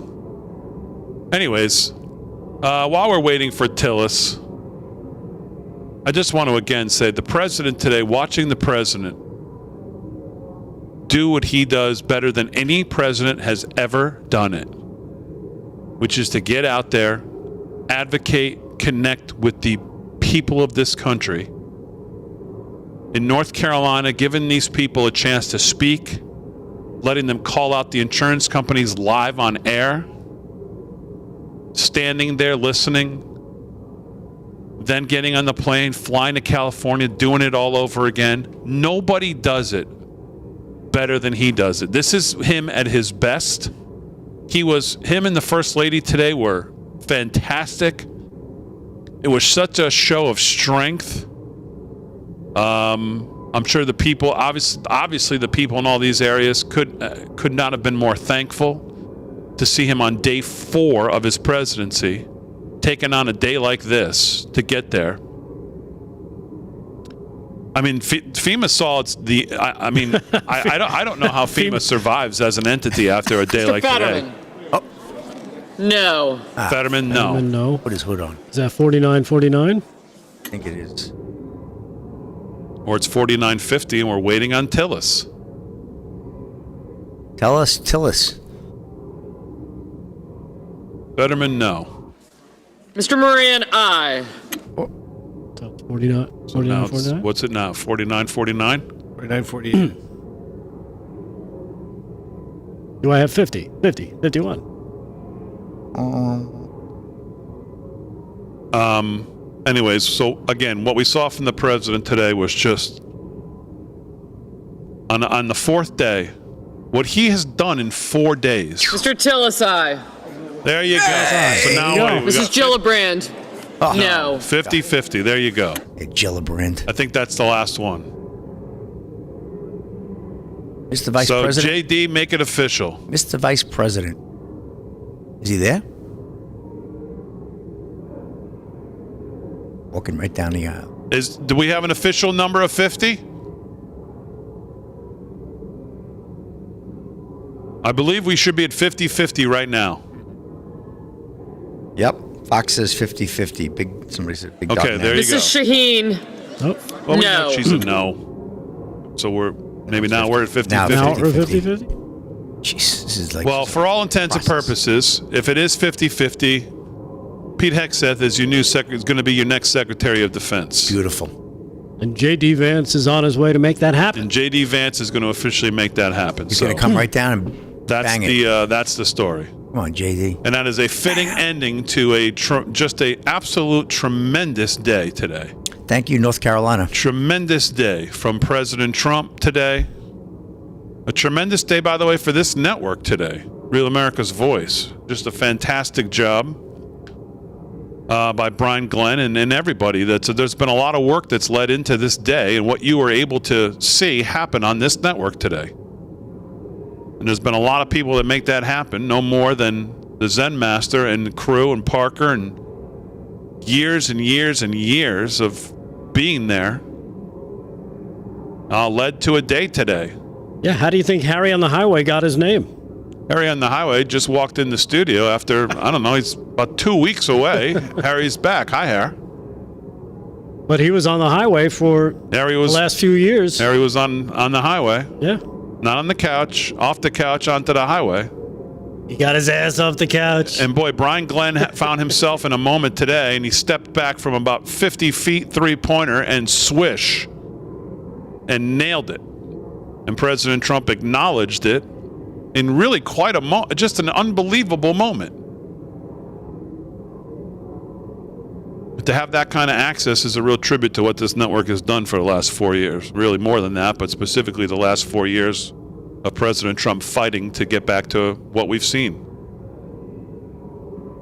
Are we taking this break? Yeah, we'll take this break. I mean, effectively, this thing is over. We're at 50-50. JD, we know, is going to break the tie. So Pete Hegseth's going to be the new Secretary of Defense. It's not, I guess, quote-unquote, official as of this second. And I don't know I don't know, does JD actually have to enter the room and go up there as the President of the Senate and break the tie? Maybe he does. I believe so, yeah. Yeah, so... Yeah. He's got to go in and cast this the may take a little time. Smacks the gavel, right? So you can leave it up, Aaron. We'll just...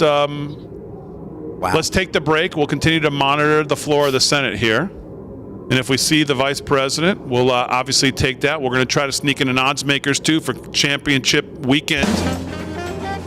We'll try to cover some of the other news of the day. We'll show you that moment that Brian Glenn had on the tarmac with President Trump. We'll get to some other news. Kevin Downey Jr. is here as well. We'll try to get to all of that in the time we have left. Live from Studio 6B. We're back right after this.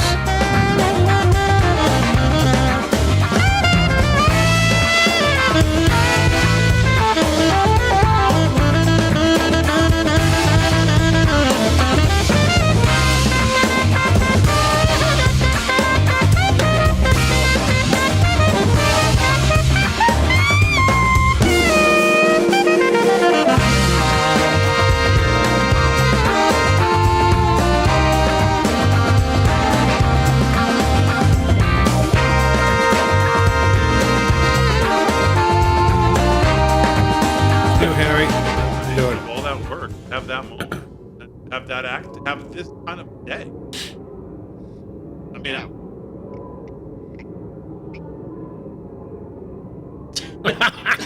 oh my God, he torched them so bad.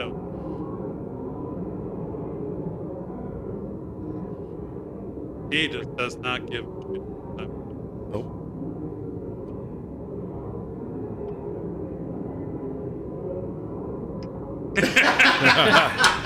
You got it. Thanks.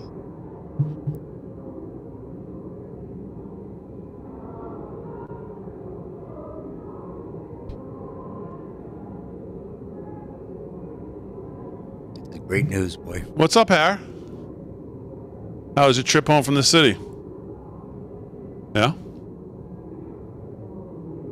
Drag Blacker says, Harry, stop blocking the camera on YouTube.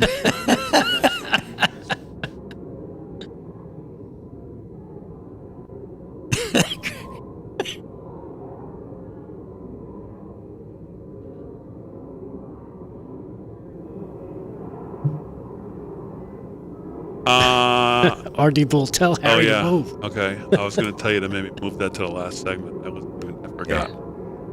Probably a good idea. Yeah. Let's do This is a that. big time. JD. Yep. Got to come in and whack the gavel. Hopefully he's in the vicinity, right? I would imagine he knew this was probably going to come to For this. sure. For sure. He spoke at the March for Life. He's calling the president. They'll get him over there. Good. All right, so we got a lot to do. So let's try to do. We're going to save Sports Slick because we're going to do the Oddsmakers, obviously. So Delgado, let's do some news. Let's hit the Brian Glenn clip. Yep, I got that as cut 3. Yep. And then Kev will do.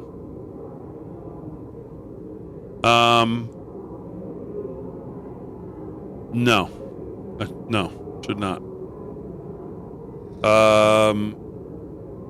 Sherry Capito, Carp Diem. You know what that means? Seize it all, baby. The day. Seize the day. The day. Good stuff.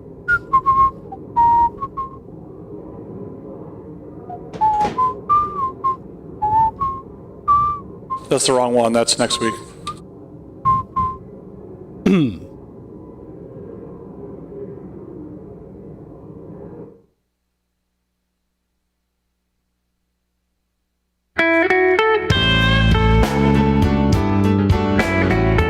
All right, 30 minutes past the hour, live from Studio 6B. You know, it's a new day in America and a new administration in Washington, D.C. There's a lot of excitement and optimism about the future, but the reality is there's still a lot of work to do, especially when it comes to fixing our broken healthcare system. The truth is that the forces that are responsible for breaking our healthcare system aren't going to simply just go away. The challenges our system faces won't disappear overnight. Now more than ever, you need to be prepared. And of course, that's where our friends from the Wellness Company come in. Their doctors are medical professionals that you can trust, and their line of prescription medical kits are the gold standard when it comes to keeping you safe and healthy. Whether it's the medical emergency kit, the contagion kit, the first aid kit, or the travel kit, these prescription kits contain an assortment of life-saving medications and guidebooks to assist in the proper use of these medications. From the flu to strep throat, from COVID to bird flu, from a trip to the beach to a trip overseas, the Wellness Company has a prescription kit designed to keep you and your family safe. Make America healthy again starts at home. Do your part and protect your health of you and of your family. Go to twc.health/voice, twc.health/voice today and order. You can use promo code VOICE to save 10%. twc.health/voice. Well, while we may have won the election, the fight to restore our great nation's only beginning. Now is the time to take a stand. Patriot Mobile is leading the charge. As America's only Christian conservative wireless provider, Patriot Mobile offers a way to vote with your wallet without compromising on quality or convenience. Patriot Mobile isn't just about providing exceptional cell phone service, it's a call to action to defend our rights and freedoms. With Patriot Mobile, you'll get outstanding nationwide coverage because they operate on all 3 major networks. If you have cell phone service today, you can get cell phone service with Patriot Mobile with a coverage guarantee. But the difference is every dollar you spend with Patriot Mobile supports the First and Second Amendment, the sanctity of life, and our veterans and first responders. Switching is easy. Keep your number, keep your phone, or you can upgrade. Their 100% U.S.-based customer support team will help you find the perfect plan.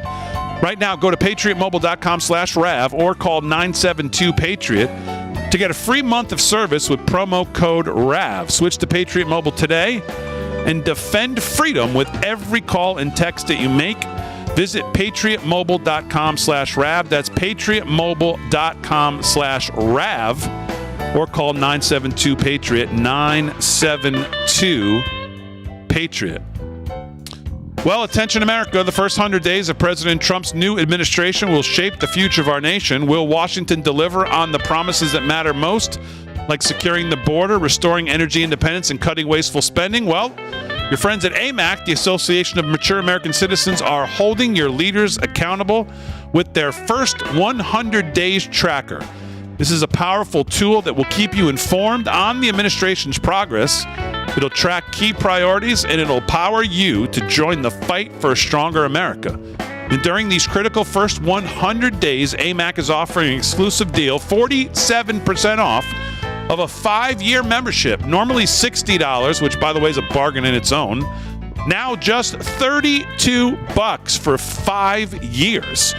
As an AMAC member, you're not just staying informed, you're unlocking valuable benefits like discounts on travel, insurance, retail, receiving the #1 American Conservative magazine. Plus, you'll have a voice in Washington through AMAC Action, and you'll join a community that stands for conservative values and a brighter future. No matter your age, this is your moment to get involved, stay informed, stay engaged.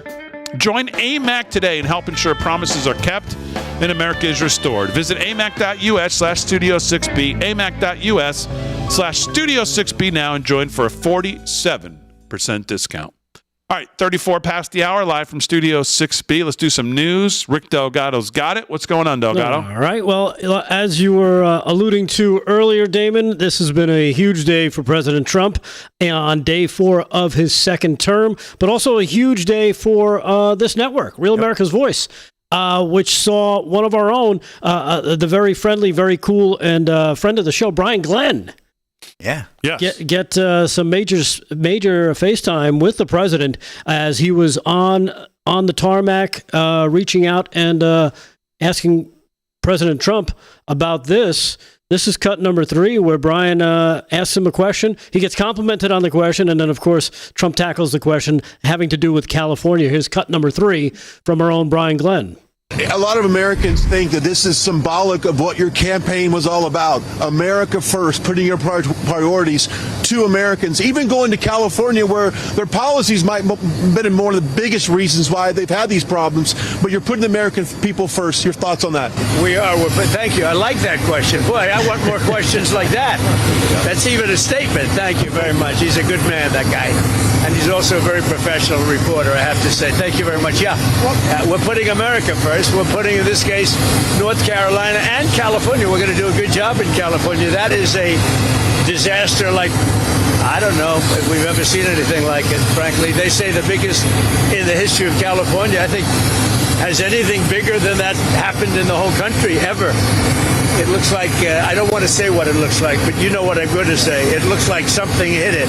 Yeah, so there you have it. Amazing. Amazing moment. That was great. Great question from Brian, by the way. Yeah. Absolutely. But just to realize, for Brian to be in that position, have you ever seen anybody other than the pool be in a position to be right there? No, you have not. Very rarely. And it's a tribute not only to the network, but it's also a tribute to President Trump and what they're clearly going to do as far as access over the next 4 years to networks who are not named ABC, NBC, CBS. You look at what he did when how did he get elected? Look at where he went. He went to Theo Vaughn. He went to Joe Rogan. He went to podcasts. He went to long-form podcasts. He talked to John Solomon. He talked to this network. He talked to other networks not named with 3-letter acronyms. And he's clearly that's going to be clearly a part of going forward. That networks like this network, who have supported him, who have told the truth about him, who have made it a point that the shows talk about the things that he's run on, been important to him, covered the things that the regular media lied about constantly for years and years and years, who have grown this audience, who have grown this network, who covered the rallies, who covered the events night after night after night after night. This is a president who's going to be loyal to that. This is a president who's going to be not only loyal to that, but who's going to understand, as Elon Musk says, that you are the media now. Yeah. So for Brian Glenn to be in that moment in itself is amazing. And big applause again to the network. And Brian just hit it out of the park. Step back from 50, swish. He wasn't done either.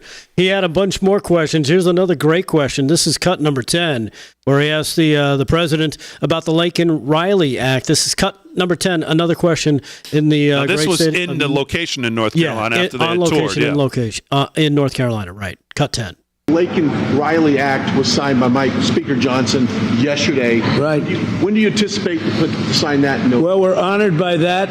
Laken Riley, I was there at the time, and we had a big meeting with the parents right after that horrible thing took place. And we have an act. You all know what that act represents. and it was a bipartisan bill.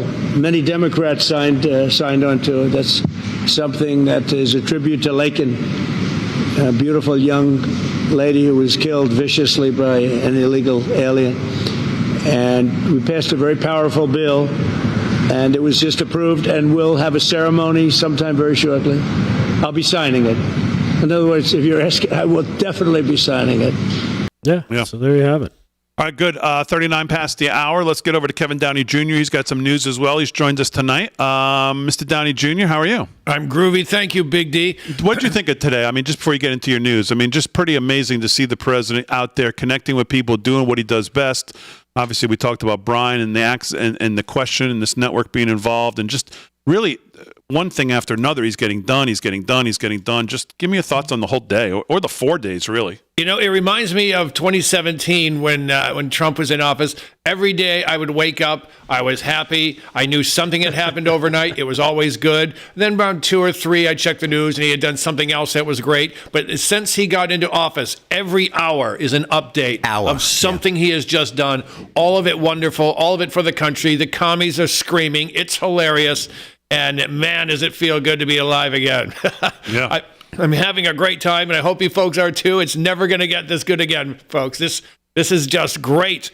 And for those of you looking to clown slap the idiots who are all on the side of the Episcopalian bishop who said, show some mercy for the trans children, Mr. President. I did some digging, Big D, and I found this from the NIH.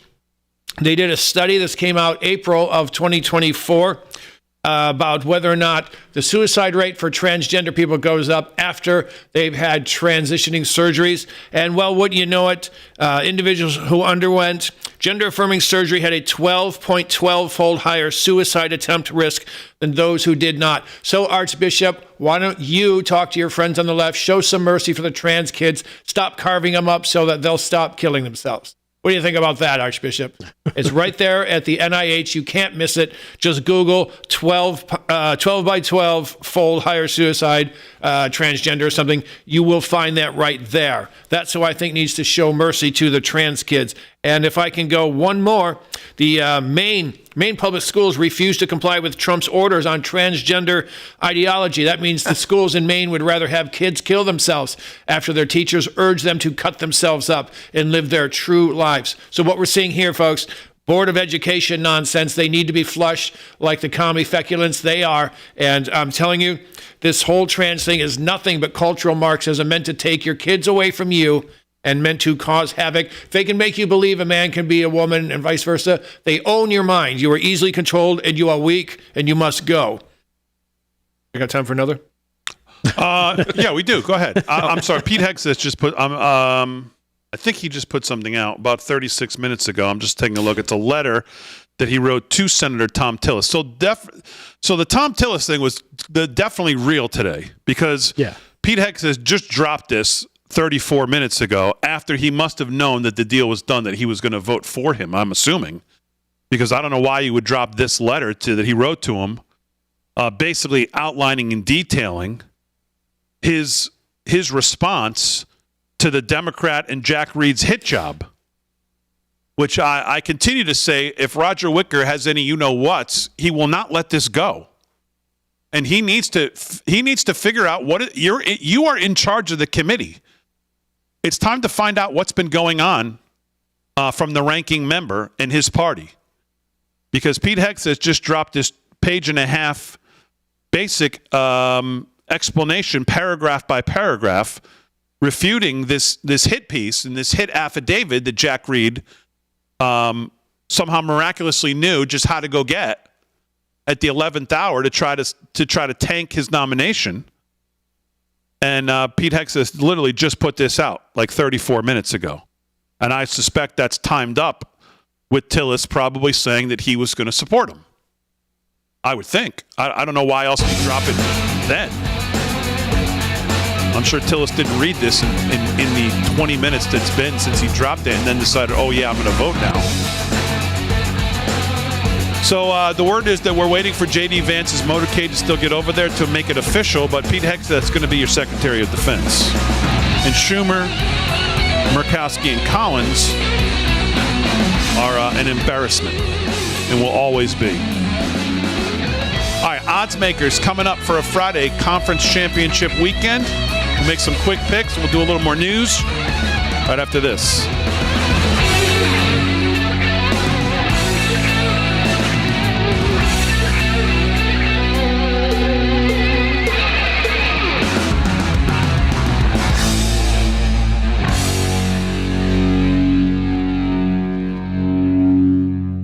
That guy says we got a super chat, maybe for Pizza Friday. I don't know. Yeah, we did get a super chat.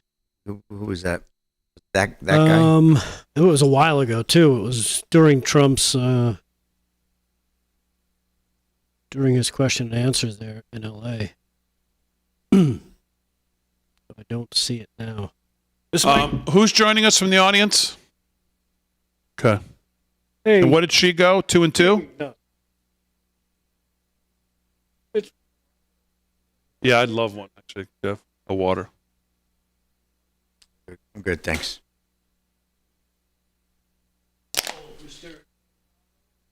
Only got 2 games, so it shouldn't take as much. Yeah. You want me to just do the picks and not do the backup? No. Do a normal thing. It's only 2 games, so we're just going to do it quick. Busy night tonight, but good busy night. Somebody said that J.D. Vance tweeted. He said, I thought I was done voting in the Senate. Did he? Yeah. Somebody said that. That's great. I saw that back up a little bit.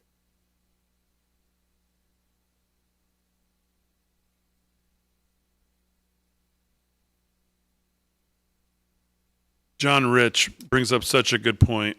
I keep saying this too. Mitch McConnell was losing his Senate race by a huge margin and begged Donald Trump to come save him. And, of course, Donald Trump did.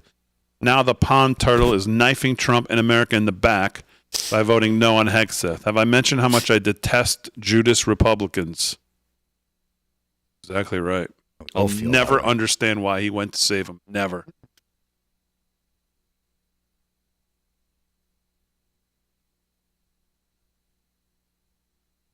One of the great mysteries. We had a chance to get rid of that slime ball. The worst single elected Republican we've ever seen. Mm-hmm. True. Why is he still there? This might be the best compliment I've ever gotten from Patriot Archie. Kevin Downey looks sharp as a rat turd. And that's sharp on both ends. Thank you, Patriot Archie. That's true love.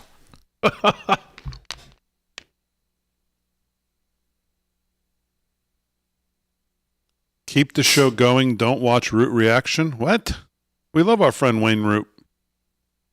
Is that who's after us, Wayne? Yeah.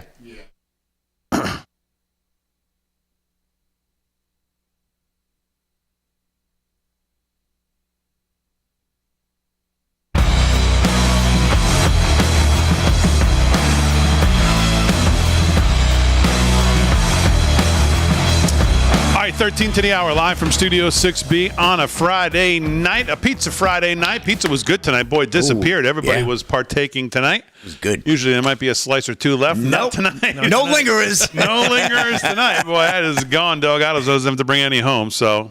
Nope. Let's watch Delgado try to sneak in. Hey, there he is. Hey, Sock it to me.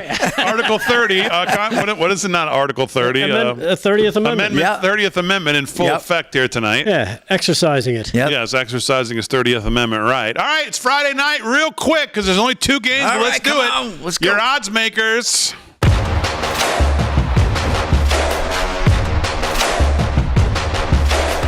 All right, conference championship weekend is here. Gina's back. Gina's back.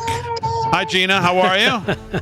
I'm great. How are you? Very, very good. Gina went 2 and 2 in her original appearance here on the Odds Makers, which was very respectable. So she's back here in the playoffs. Aaron, so in the playoffs we have Chip, who was with 2-0, 2-0-2, right? Yes, 2-1-2. 2-1-2. Okay, and then including the college game. And then who last week was who? That was Chip. Week before that was who? Was Greg, who went 4-1. Greg went 4-1. So Greg's in the lead, and of course, there's no way to catch Greg because we don't have that many games anymore. So So it doesn't really matter. So Gina's here. She's going to pick the 2 games along with Slick and Aaron and myself. Slick, I'm starting with you. NFC Championship game. Washington heads to Philadelphia. Philadelphia -6. The total is 47.5. A lot of talk about Jaden Daniels, but Philly has been tough at home, -6. Where are you going? Well, Philly is very tough at home, Big D. Lincoln Financial Field, you can bank on it. I think the Eagles win. However, this is the rubber match, right? Washington won in a thriller, 36-33, the last game in December. Barkley, the great Saquon Barkley, ran for 146 yards in the first game. Pretty easy win, 28-16 for Philly. Jalen, well, he's hurt. He hurt his knee, Big D, so I don't know what's going to happen. He's banged up. I think Philly wins the game, but they don't cover. I think the rookie Jaden Daniels trying to be the first rookie in NFL history to make it to a Super Bowl in history. Won't happen, though. I think the Commanders runs out, and we go with the Eagles to win, but I'm going to take the points. I'm going to take +6 with Washington. Okay, so you're taking Washington for the odds makers, plus the points. Okay, Washington for Slick. Gina, where are you going in this game? Okay. Since my team is not playing, can you see? Yeah. Okay. And my opposite, I'm going to have to still go with Slick Rick. For the points, am going to go Redskins Commanders. Okay. Gina's taking Washington plus the 6 as well. Aaron, where are you going in game number 1? I'm going with Gina, and I'm going with Slick. I'm going to take the Commanders here. I don't know if they're going to win. They could pull the upset. It's not, out of conversation, but I do think the Eagles will win, but they're not going to cover. Jaden Daniels had an outstanding game last week, really made Jared Goff look quite interesting. Sacked twice. He was kept under constant pressure. It was really impressive for Jaden Daniels to come out and lead his team, not like a rookie player. He's playing like a vet who's, been in this game for years. And the Eagles didn't play too great last week. They barely made it past the Rams at home. And like Slick said, Jalen Hurts is facing a knee injury, so that could be a factor. Saquon Barkley, could carry them to the Super Bowl, but he's not going to carry them to cover. Okay, so all 3 of you have Washington plus the 6. Big D's on Philly. I'm on Philly minus the 6. Exactly. Eagles, E-G-L-E-S. E-G-L-E-S. Eagles. Let's go. Big D's on the Eagles. All right, -6 for me. Slick, AFC Championship, Buffalo and Kansas City, probably the game of the year. Yes. It's the game everybody thought we might have again. It's been a storied matchup between these two. We know the moments. 23 seconds left, 13 seconds left, whatever it was. Buffalo thought they had to win. Mahomes, 2 quick passes, field goal, overtime, pull it out, win. Kansas City looking to three-peat, become that dynasty like the Patriots. Where are you going in this one? Misery is coming to Missouri. Buffalo is going to win this one, I think, flat out. I'm taking them with the points. They've met 7 times in the last 4 years. What do you know? The Bills are 4-0 in the regular season. Conversely, the Chiefs are 3-0 in the playoffs, so they seem to be getting it done right. Head coach Sean McDermott, 0-4 on the road. But I think something gives, Big D. I really do. Josh Allen, James Cook, as long as they protect the ball, they're going to send Patrick Mahomes, who's been 4-3 in AFC title games, to the loss. I don't see the three-peat in the cards for the Chiefs, and I'm going to go with Buffalo, Big D. I think they win this game outright. So I'll take the, 1.5 points I'm going to get? 1.5? Yeah, I'll take the 1.5 with the Buffalo Bills. All right, it's Gina, about where time. are you going in the AFC Championship game? Okay, just want to say thank you, President Trump, for coming to North Carolina again today. Thank you. Thank you, Tom Tillis, for voting the right way. Yes. Now, I'm also going to have to go with Slick Rick again. I am not a Swiftie. Not a Swiftie. So I am hoping the dynasty is gone, and I'm going Buffalo. All right, very good. Very good. Aaron's a Swiftie, I think. Let's go to her. Aaron, where are you going to go in this game? I'm a Swiftie, but that's not the reason I'm going with the Chiefs. I am going to go with the Chiefs. I just really can't ever pick Buffalo. I hate picking them, so I'm not going to. That's true. Jets. I have to. I'm a Jets fan. But the Chiefs, honestly, I think they are going to still pave their way to their three-peat. I don't know if they're going to win the Super Bowl, but I guess we'll see. They're definitely going to make it past the Bills here. They handed them their first loss in Week 11. The Chiefs lost to the Bills then, but I think they're going to come out with revenge this week, and they have a lot to play for. They want that three-peat. They're going to shout it from the rooftops, and I think they're going to get it done. All right, very good. Aaron's taking Kansas City. It's a tough one. Obviously, it's a tough one, but I'm going to go with Aaron. I'm with Kansas City here, too. All the money's on Buffalo. The line keeps moving. Keeps moving. Buffalo money's coming in constantly. The ticket count is all Buffalo. You look at the ticket count on how many bets have been placed. It's all Buffalo. I can't be on the side of the public. I got to be opposite. So I'll take Kansas City minus the 1.5 here as well. And that's it. 2 games. It's the best day of pro football. That's your odds makers. Gina, you brought up a good point. To get serious here for a second before I let you go, President Trump in North Carolina today, out there doing what he does best. Obviously, talking to the people, giving them a voice, letting them obviously take to the mic, talk about the insurance issues and that. So just give us your thoughts on the first 4 days of the Trump administration. How do you feel? I am enlightened. I am so excited. I'm so happy. So far, he's done every single thing he has promised. A friend of mine did get her pardon today, so congratulations, Laura Still. She got hers. She, even after during her time, has been on house arrest since she got back from prison in June. So as of today, she got her pardon. I do believe that the people of North Carolina still need the help. No, FEMA has not done their job, so I'm excited that, it looks like he could be ex-nay that. He did, a lighter press conference, I thought, in North Carolina than compared to the one that we just watched in L.A. But so far, he's done everything. I'm excited that Real America's Voice gets to be right there and ask the questions. And I'm hoping some of these other influencers that are good, that are conservative, can be right there asking the questions in the press room. It will be, it certainly will. That'll be the next thing. It'll be interesting to see what they do in the press room and how that is handled. So, all right, Gina, thanks for joining us again. Great stuff on the sports and on the politics. So we appreciate it. Thanks so much. Thank you. Thank you. There she goes. There's Gina. We'll see how she does. I hope she does well. Hey, Damon, real quick. Yeah, go ahead. There's a Is Pete super official? chat.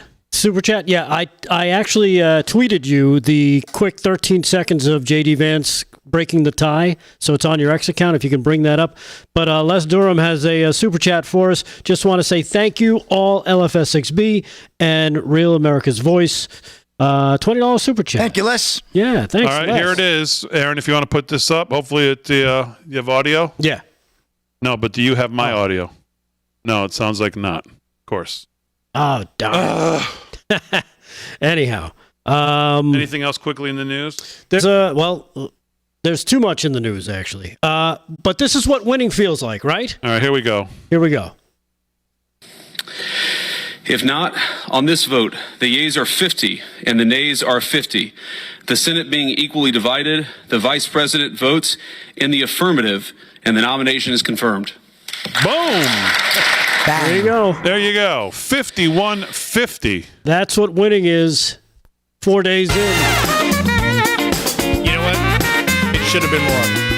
Oh, yeah. Oh, it's just ridiculous. We have a 6-seat majority, and it comes down to the vice president. But that's a story for another day. Got to go. All right, thanks, everybody. As always, we salute everybody, all the emergency personnel. President Trump spent a lot of time with them today in North Carolina and in L.A. And, of course, we salute all of them all over this country every night. Guys on the show, thanks. Gina, thanks. Great job by everybody at Real America's Voice. Aaron Frank, great job as always. Brian Glenn, home run. Have a great weekend, everybody. We'll see you Monday night, 8 p.m. right here live from Studio 6B.